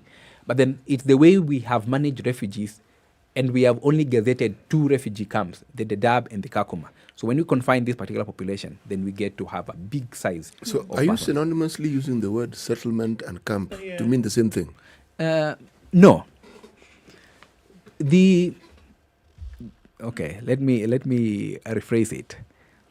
The refugee camp, as we have done it in Kenya, is that in terms of service access, they would access services and support within those particular areas. In terms of settlements, is that refugees and host communities coexist within the same areas. So it's like an estate. Yes. But then, that's why we call it a settlement. We have attempted to do the same in Kenya, what we call the Kalobei settlement, which is about 6-7 kilometers from Kakuma, where then the refugees and host communities coexist together. So what you would find then in other particular countries where we have settlements is that in a county, let me give you an example, in a county like in Marsabit, then you will have very many areas where refugees reside, not only one particular point. And so because of that, you will find that we have many settlements with few people than in Kenya, where you will find we have only 2 camps with a bigger population residing in those particular areas. Okay.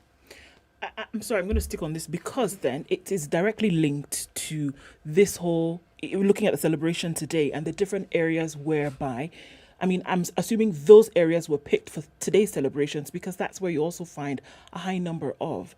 Is it possible that you do have people who've come here seeking asylum, for example, who've come here refugee status, but then have just become almost, members of the community? Because there's certain parts of Nairobi that you will go to, for example, and you will find high numbers of people from different countries that may have, number one, come here because of war, but then, have just kind of settled and grown. Are we looking at the same thing whereby you have those settled communities that may have come from refugee status? Or are we saying no, that these are certain areas where they tend to kind of drift to when they come into the country as refugees? So I think when you say that they have already been settled, it might be true. There might be some truths about that, because as we engage our communities on day-to-day basis, we notice that there are certain trends.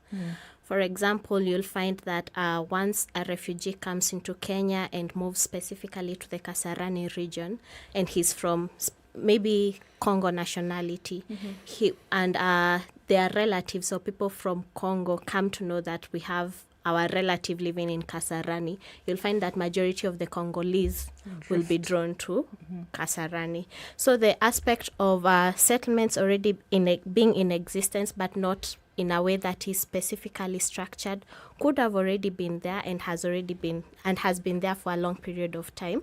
And I think that's why we want to show the communities that these people are here, they've been existing in these areas for a long period of time, and it's time for them to get recognized. Yeah. Jamin, the last time you were here, you talked to us about what the end goal would be. And I think we had this conversation just around refugees. So there was the intent to eventually settle. There was also the aspect of repatriation or there was one other, resettlement. So what is the aim now? Or are you saying, like for Kenya, for example, is Kenya ready for these refugees that are here? And truth be told, keep coming, because we still have, there's this regional conflict that still is active. So then what is the intention? Is it still those 3 that you say, look, there's groups of people that we say, look, can they be repatriated? Can they be settled here? Or can they be resettled somewhere else? What's the goal? The goal is to find durable solutions for the refugee menace. And Kenya and other countries join together in what we call the Global Compact on Refugees. That is certainly acknowledges that for the refugee situation, there certainly need to be international cooperation if these particular situations are going to be dealt with. And the Global Compact for Refugees that came into effect in 2018 looks at 4 things. One is to ease pressure on host countries like Kenya that are actually hosting refugees, promote self-reliance for refugees so that they can be able to depend on themselves. Because the truth of it is that donor support over the years has declined, and therefore a need to be able to support refugees to be able to provide for their own families and support their children. Partly because it's also dignity that people can be able to support themselves other than getting handouts. But the other aspect is opening more quotas for placement in third countries. And that is the resettlement aspect that we certainly have. And the fourth objective of the Global Compact is actually ensuring that we support safe return of refugees to their countries of origin. And so that remains to be the plan in terms of the end goal. We acknowledge, as you say, that we have had cyclic aspects of refugees, but then what are we doing within the countries where they come from? What are we doing to assist the countries that are hosting them?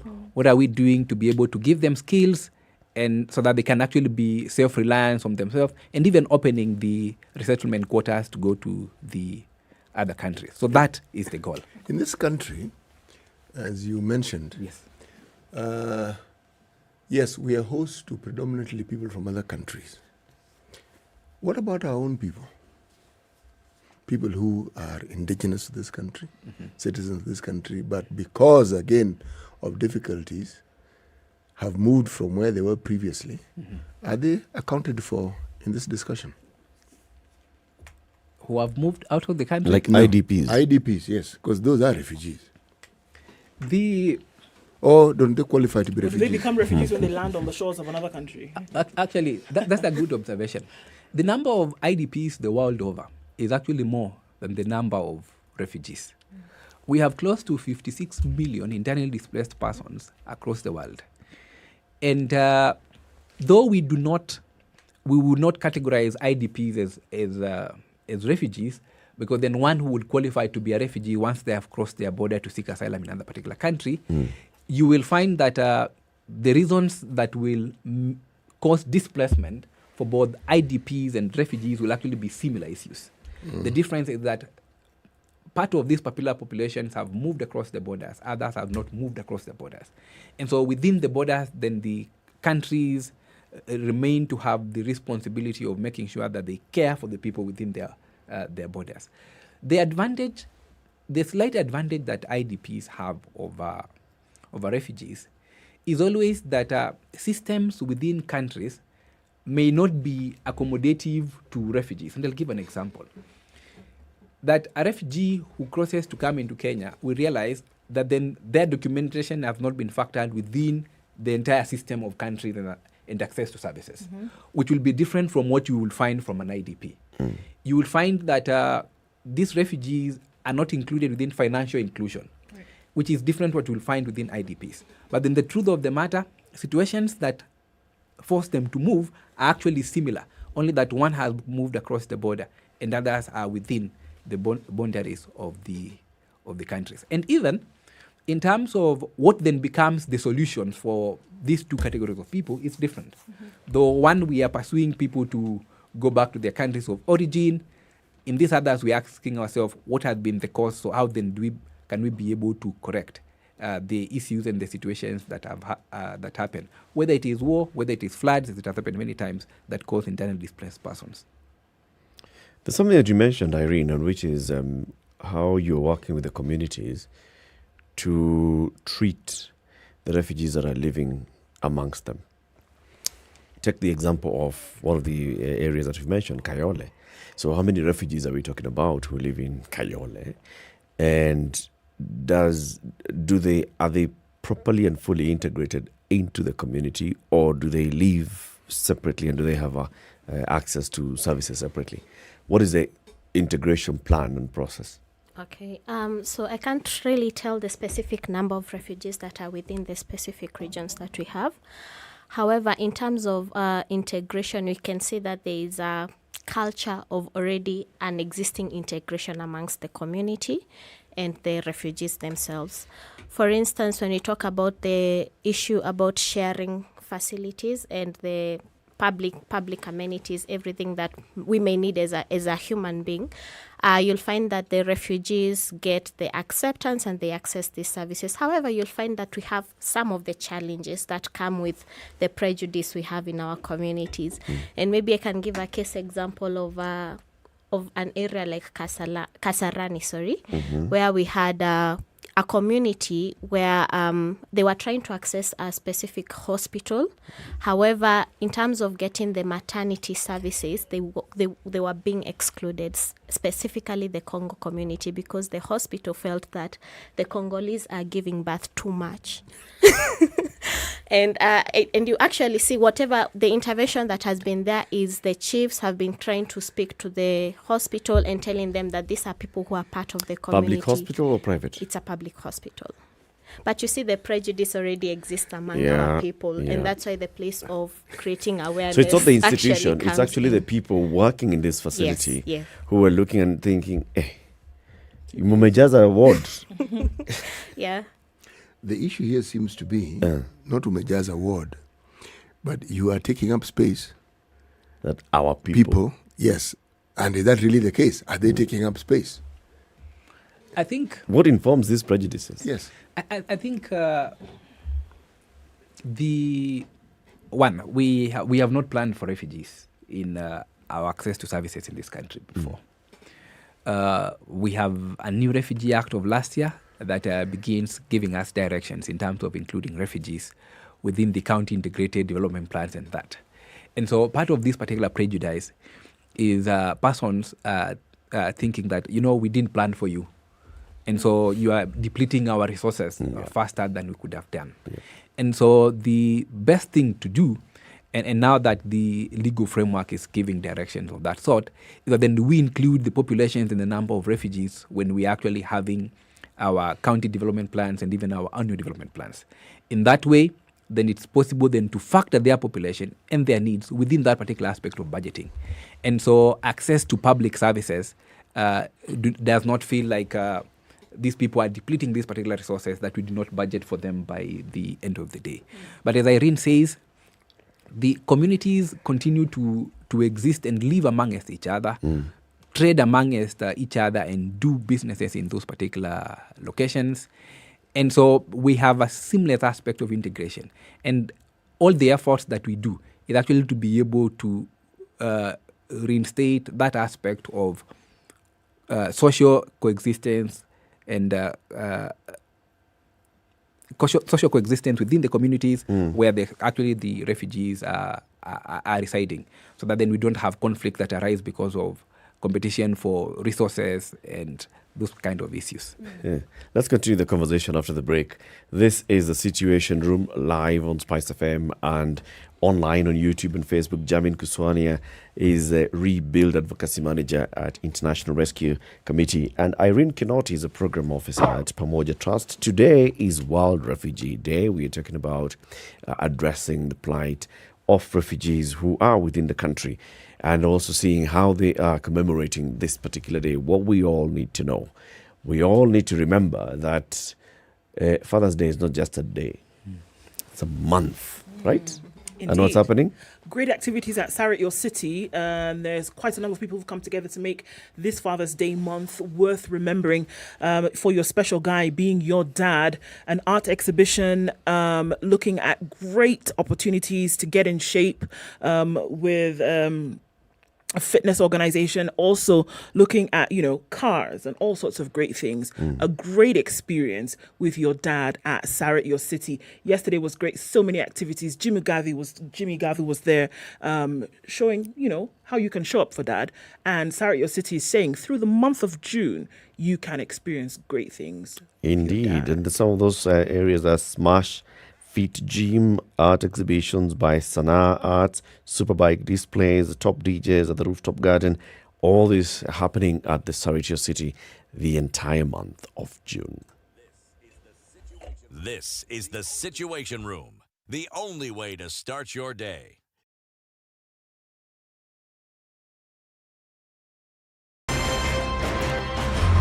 I like listening to you guys. You're the default radio station in my car in the morning. Even the children listen to you guys. I agree Parliament has failed this country. And I will say it again. We have not done what we should have done. We know in this country, the Kenya prison sector is one of the most underfunded sector. The way it is being done and the way we're calling it Huduma Number Them Sema Kweli is because all records will be there.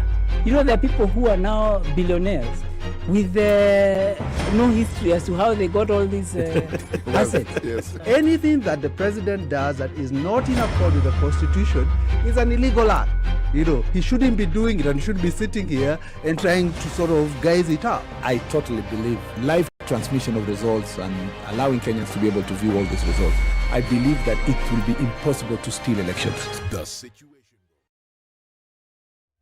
Still looking at cloudy conditions in Nairobi this morning. We'll see highs of 23 and lows of 13. It's partly sunny at 19 in Nakuru, highs of 23 and lows of 12. We'll see highs of 21 in a rainy Nyeri at 16. And it's 16 and sunny in Eldoret.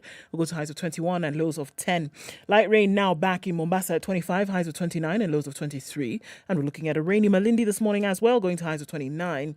We'll see lows of 25. It's mostly cloudy at 22 in Kisumu, highs of 26 and lows of 17. And we'll see lows of 14 in a cloudy Kakamega. currently at 21. There's a haze over Kampala skies at 20, highs of 25 and lows of 16. And now partly sunny conditions at 25 in Dar es Salaam. We'll see highs of 30. 9 degrees, slightly warmer and sunny in Johannesburg. It'll go to highs of 19 today and lows of 5. And we're looking at rain showers in Lagos at 24 with highs of 30. Highs of 29 in a mostly sunny Kinshasa at 22. It's 33 degrees in Beijing going into early Monday evening. We'll see highs of 34. And we'll see highs of 23 in a cloudy Paris at 15. It's 13 and sunny in London, highs of 22 and lows of 11, and round things out in New York, where it's still Sunday night at 17 and clear coming into Monday. We'll see highs of 27.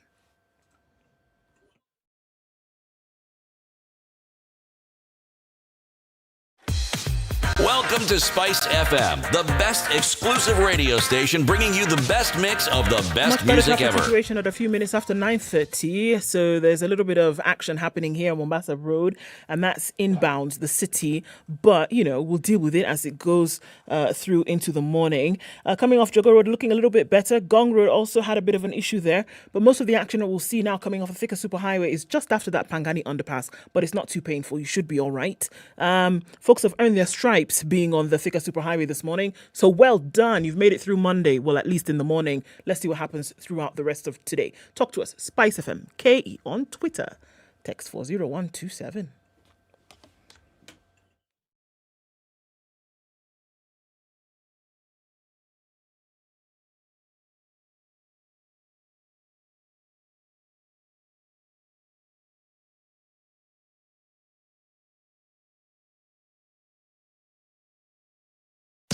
Business news with SpiceFM. I'm Dennis Aseto. Kenya and Uganda authorities have signed an electoral agreement that will facilitate the smooth flow of fish exports from Lake Turkana to the Democratic Republic of Congo. A delegation from Kenya and Uganda led by Kenya Fisheries Principal Secretary Francis Owino and his Ugandan Agriculture counterpart Major General David Kyomukama witnessed the flagging off of the first tracks at the Busia Customs Point in Uganda. Trade in fish exports to DRC have been going on for many decades, though with intermittent disruptions occasioned by a misunderstanding between Kenya and Uganda on the source of the fish. Business have been challenged to incorporate fraud detection tools as more transactions move online and e-commerce becomes mainstream. Speaking during the Pesapal Cafe session, the outgoing Pesalink Chief Security Information Officer Stacey Chege noted that online fraud is a growing threat to the economy and to personal financial security. Merchants, she said, must safeguard themselves and their customers against online payment fraud by integrating payment gateways like Pesapal as a secure checkpoint for online transactions.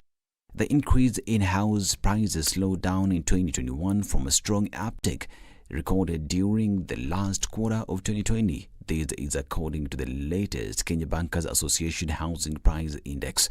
According to the report, house prices on average went down by 1.82% in the first quarter of 2021, overturning the marginal recovery of 0.22% recorded in the fourth quarter of 2020. The report attributes the decline to a general price correction trend as well as slow economic growth and weakened household purchasing power. And central banks have ramped up their battle against runaway inflation, a necessary remedy that could have the adverse side effect of tipping countries into recession. Just this past week, the U.S. Federal Reserve announced its biggest interest rate hike in almost 30 years, followed by fifth straight increase by the Bank of England and the first in 15 years in Switzerland. The move rattled stock markets as investors fear that while the rate increases are needed, they could put the brakes on economic growth if the time. Mature, intelligent talk every morning. Spice up yourself.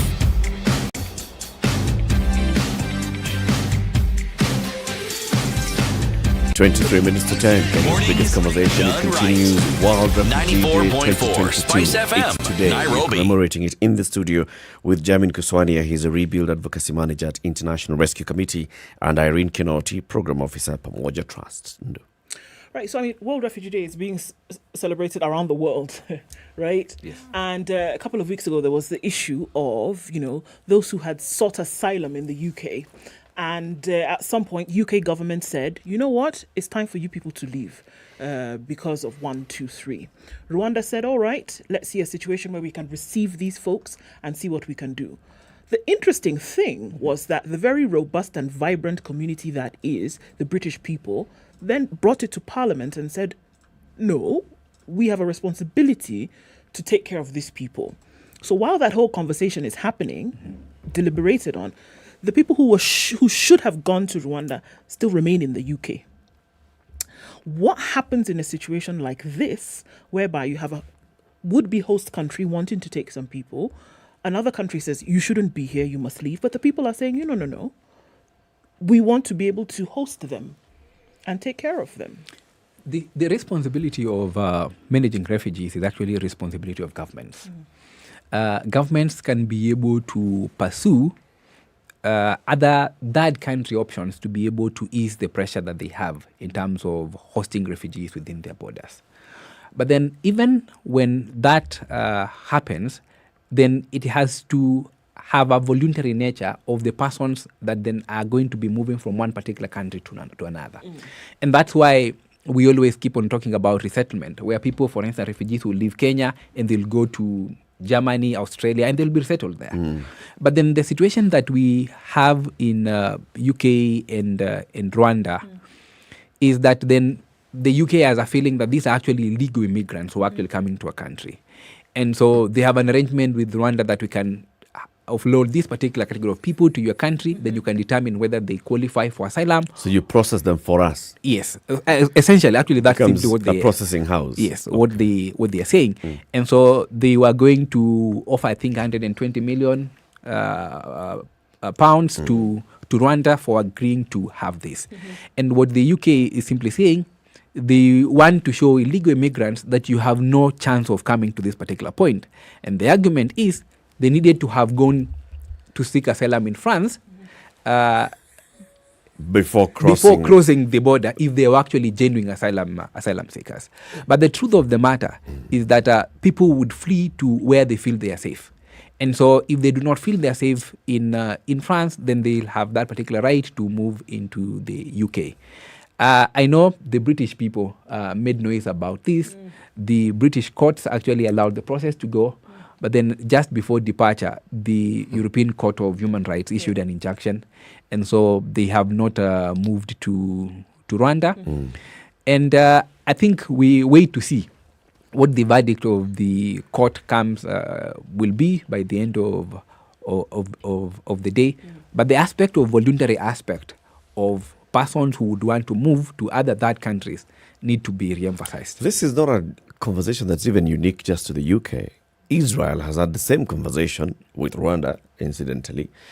People who are seeking to get into Australia are processed on some island before you are allowed onto mainland Australia, Papua New Guinea, Nauru, and those other islands. Just processing houses. Yes.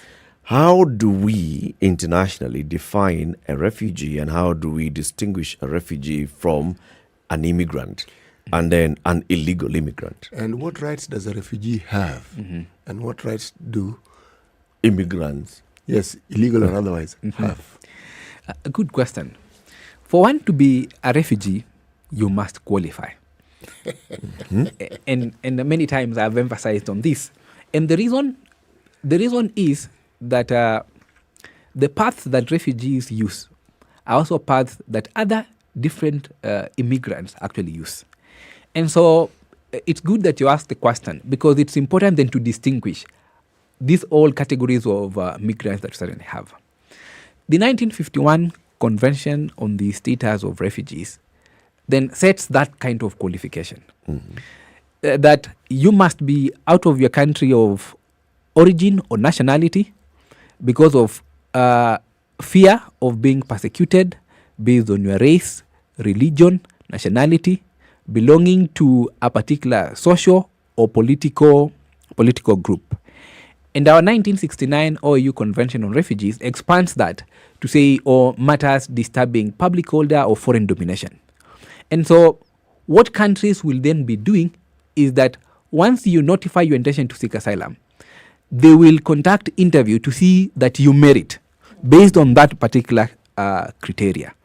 And so if you merit, then you become an asylum seeker, then you become a refugee, you have been processed to be so. If you do not merit then that particular process, and you had already notified your intention to seek asylum, then you go back to your home area. Many of the other immigrants that we have are actually persons looking for green pastures. So they have, under that particular criteria, they do not fit.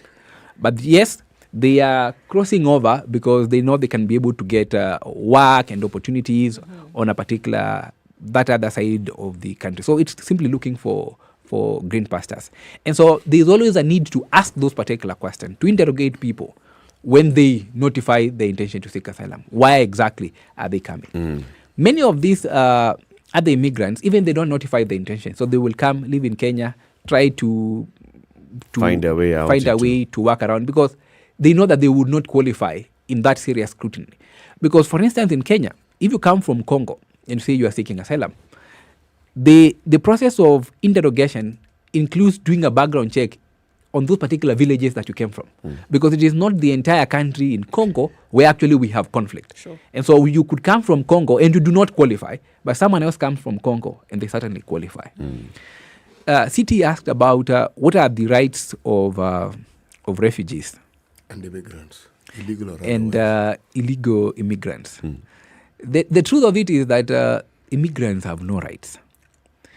Why? Immigrants are actually persons who violate the citizenship and immigration laws of a particular country. That's simply what they are. Because they are illegal people who have taken advantage or have tried to break the rules of immigration that says for you to come into the country, you must have a visa, you must have a purpose, and all that. Or they have come into the country, their visa have expired and they don't want to go back home. And so because they are already violating the law, then they would have no express rights per se. We will just administer the right to life that is actually universal for every particular person, irrespective of who they certainly are. For refugees, there is a recognition that persons flee because their life is in danger. There is this famous statement that they say that no one leaves home unless home is the mouth of a shark. And so, as and when then they find themselves in the country, the 1951 Convention speaks about the rights that they need. The right to health, the right to access basic services, the right to education. And even respective legislations of countries also expound on that. The most recently, our Refugee Act of 2021 also expounds on that in terms of right for them to work, and even the responsibility of them to be able to pay taxes and contribute to the nation building of the states where they find themselves in. And so it's an element of states then putting the systems in place so that then these particular persons can access services. These particular persons can also be enabled to pay taxes within the countries where they come from. So which brings me now to the context of what you talked about earlier, Irene, which is with regards to foreigners living within the communities. Let's first of all define them as foreigners, okay? Now, from that, they are either refugees or immigrants or illegal immigrants. Now, as Pamoja Trust, as you work with the communities and you're dealing with, looking at the plight of the rights of all members of a particular community, are you able to determine and know this particular area has very many illegal immigrants? This one has people who are recognized as refugees, and then knowing how to advocate their rights? Yes, as an organization, we can't certainly tell whether this area has a lot of immigrants or not, because we don't have access to their documentations once we start engaging with them. However, our place is now sensitizing the community, sensitizing even these refugees about the issues about their documentations. For instance, we have the Refugee Act 2021. We are producing the popular versions and disseminating them amongst the refugee leaders so that they can take them to their members of their different regions, the different nationalities that they come from. And yes, at times this is a challenge for us because as we continue engaging with the communities, the refugees, let me be specific and speak about the refugees. As we continue engaging the refugees, we'll find that majority of those who have even issues with documentations will approach Pamoja Trust and ask us to give them assistance in one way or the other. And this is the place where our work with IRC comes in, and also our interaction with the Department of Refugee Services to assist those who have pending issues with the documentations to get the assistance that they have. And even as we engage our communities, we've noticed that the chiefs, the local administrators are getting these cases a lot of times, and they have challenges in actually knowing how am I supposed to assist a certain refugee who has come to me because maybe their asylum seeker pass expired and they are supposed to have their ID by this point, but the ID hasn't been released to them. So we've been trying to engage them and train them on how they can actually interact with the ministry so that they can get this kind of assistance, and also increase our interaction between these local administration offices and the relevant government offices. But Irene, don't you think it's important for your organization to actually have some sort of basic sensors and knowing when we have foreigners in this particular area that we are dealing, these are recognized as refugees and these are not, or these are in the process, so that you know who you're dealing with and how to support them? Because it sounds to me like you're treating all of them blanket as refugees. They may not all be refugees. For illegal immigrants, one, they will not have then documentation to show. For refugees and asylum seekers, then they have documentation to show. And so when you go out there to the community, it will be difficult for you to determine the number of illegal immigrants that we have. And the reason actually it becomes difficult is because they're actually hiding away to be in the country. So it will be difficult for you to access them and ask them. But we know that we have persons who live within the neighborhoods who are not refugees. Some of them will be legal immigrants. Some of them will be being hosted by proper recognized refugee, for instance. Some of them will be hosted by proper recognized refugees. Some of them will be hosted by Kenyans. And we still have another population of East Africans from Uganda, then living in Kenya just as East Africans.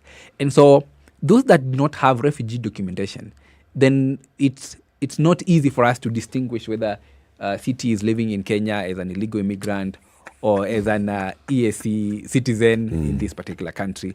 And so that's why, as Irene is saying, those that have refugee identification, it's easy for us to know because they have that. Okay. They would come out. But for the illegal immigrants, they may not be able to come out. You know, there's a category of employee in this country, a domestic worker. Some, we're told, come from Tanzania, from Uganda. And they crisscross the borders, you know, just like I would get up, like I came here this morning for work and I go back. The others work, for instance, in cultural establishments near the border, bars, restaurants, hotels. Those are cultural establishments. Okay. And do these individuals qualify to be legal immigrants? It depends. And it depends on this. Out of our East African Common Market Protocol and the East African treaties, different countries have agreed on various aspects. For instance, Kenya and Uganda agree that you can walk to Uganda just with your ID. His Excellency the President, in one of the public national events, he stated that persons from the East African can come into the country and they can be able to work. And so it all depends on the relations between one country and the other, because even within the East African countries, it is not all the countries that have agreed on each and every particular aspect. True. So Kenya, Uganda, and Rwanda, they have some agreement. Kenya, Tanzania, they do not have some agreement in terms of this. And so there are those who would be legal, there are those that will not be legal migrants. But then, because you brought that up, it also reminds me that many times you'll find some of those persons coming to work within the countries are actually some underage girls who come from Karamoja because the situation is tough, and so they are brought within this. And so that goes to another realm of actual human trafficking, because it's an aspect of exploitation of persons they come to these particular countries, child labor is actually a form of human trafficking and exploitation. And I think government just needs to step up to ensure that we do not have then this happening, because then we deprive these particular children their rights and chance to go to school and all those particular aspects. Why? Because Kenya becomes the pull factor of bringing them and taking advantage of their poor backgrounds to come and have them as house helps within the country, even including persons who have disabled persons who you see on the streets who beg and they come from Tanzania. Yeah. I mean, again, a form of human trafficking that's happening. So, Irene, if somebody then comes into the country, obviously seeking refugee status, what things are they entitled to? I mean, you come in, what things can you be guaranteed that coming into Kenya as host nation you will have without a doubt? Okay, so first and foremost, the moment you get into the country legally, you're supposed to go to any local administrative government office and just state that your presence is there and commit yourself to starting the application to get your proper documentation. And in the meantime, at the moment you get to the government offices, you'll be given a document that's supposed to show that you're in the waiting process or in the waiting period to get your documentation. And during this period, you are entitled to enjoy certain rights, as Jamin had highlighted, the right to accessing basic services, the right to education, the right to health facilities, every other rights you're entitled to, just because of the mere fact that you've been recognized and your process of being identified is currently ongoing. So, Jerry Maria is asking, what happens to refugees with different impairments, that's disabilities? Are they supported? Are they prioritized in protection and resettlement? In terms of the support for people living with disability, children and women, UNHCR and other agencies, we have specific agencies, for instance, that will deal with persons living with disability in both the physiotherapy, counseling, and all those particular aspects. And so there's a recognition of affirmative action for these categories of people, because then they have different challenges from the rest of the persons. Whether they are prioritized for resettlement, it depends. And the reason is resettlement is about persons going to other countries. Those other particular countries then will determine who they are willing to actually receive. So they say, we are willing to receive youth, for instance, because they also have an end goal. Maybe they want people to contribute to their labor. And so it's on a case-by-case basis. Resettlement becomes a case-by-case basis, but then it's not a cluster of actually persons that then will be resettled over this, over that. The only other key priority that they will be given for resettlement is where then those particular persons, their life continue to be in danger even after they've come into the country. So those then will find their exit to other countries. But yes, organizations, UNHCR, then put measures to support persons living with disability, whether it's supporting them with mobility structures or even counseling and that kind of issues. So just again, because every time we've heard, refugees, there's always and so there's a host nation, obviously then having reacted or accepted then the different elements that bodies like UNHCR then demands of countries, right? But then usually every time we hear about refugees, it's the interventions that are being made by organizations that are not necessarily government that we see happening. Yes, you must go to your local administration to get registered when you come into the country and things like this. But in terms of upkeep and livelihoods thereafter, then it becomes questionable about how much government participation that you see. Is this something that happens across the world, or do we find government taking a direct participation in what happens in the lives of refugees? The responsibility of hosting refugees is responsibility of government. However, UNHCR and other partners come into the space to assist government on the same. There is a recognition that the burden of hosting refugees should not just be left on host countries. And so that's where these agencies then come in. The Department of Refugee Services issues documentations to refugees who come into the country to see that then they are recognized. And so they are then legally within the country. But then agencies have come out to support, and especially refugees that live within the camps, where they have come to build schools in those particular areas. WFP has come to provide food, institutions like IRC providing healthcare in those particular areas. And in some areas, like in the urban areas, organizations such as IRC Rebuild Program coming in to support self-reliance by taking them to school to acquire skills, giving them some small money to be able to begin businesses on their own. And so, yes, government has a role to play, but then institutions have come out to support governments in this, because then dealing with refugees is certainly not the responsibility of government alone, but then it's a global call for everybody to be able to support. Jamin, thank you very much for joining us again today, and welcome back, Irene Kinoti. Next time, you'll not be a tear guest, so it'll not be the hottest seat for you. Yes. So today's theme is whoever, wherever, whenever refugees have right to seek safety, and so that becomes our rallying call today and the days to come. That wherever they are, whenever they are, whoever they are, then they have a right to seek safety. Thank you.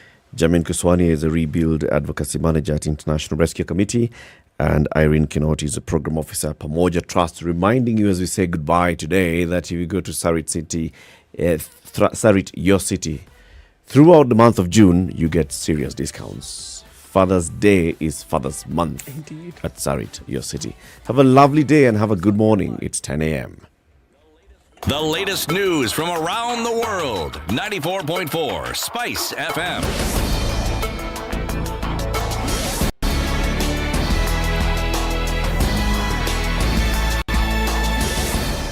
Good morning, this is Newswire Dennis Maseto.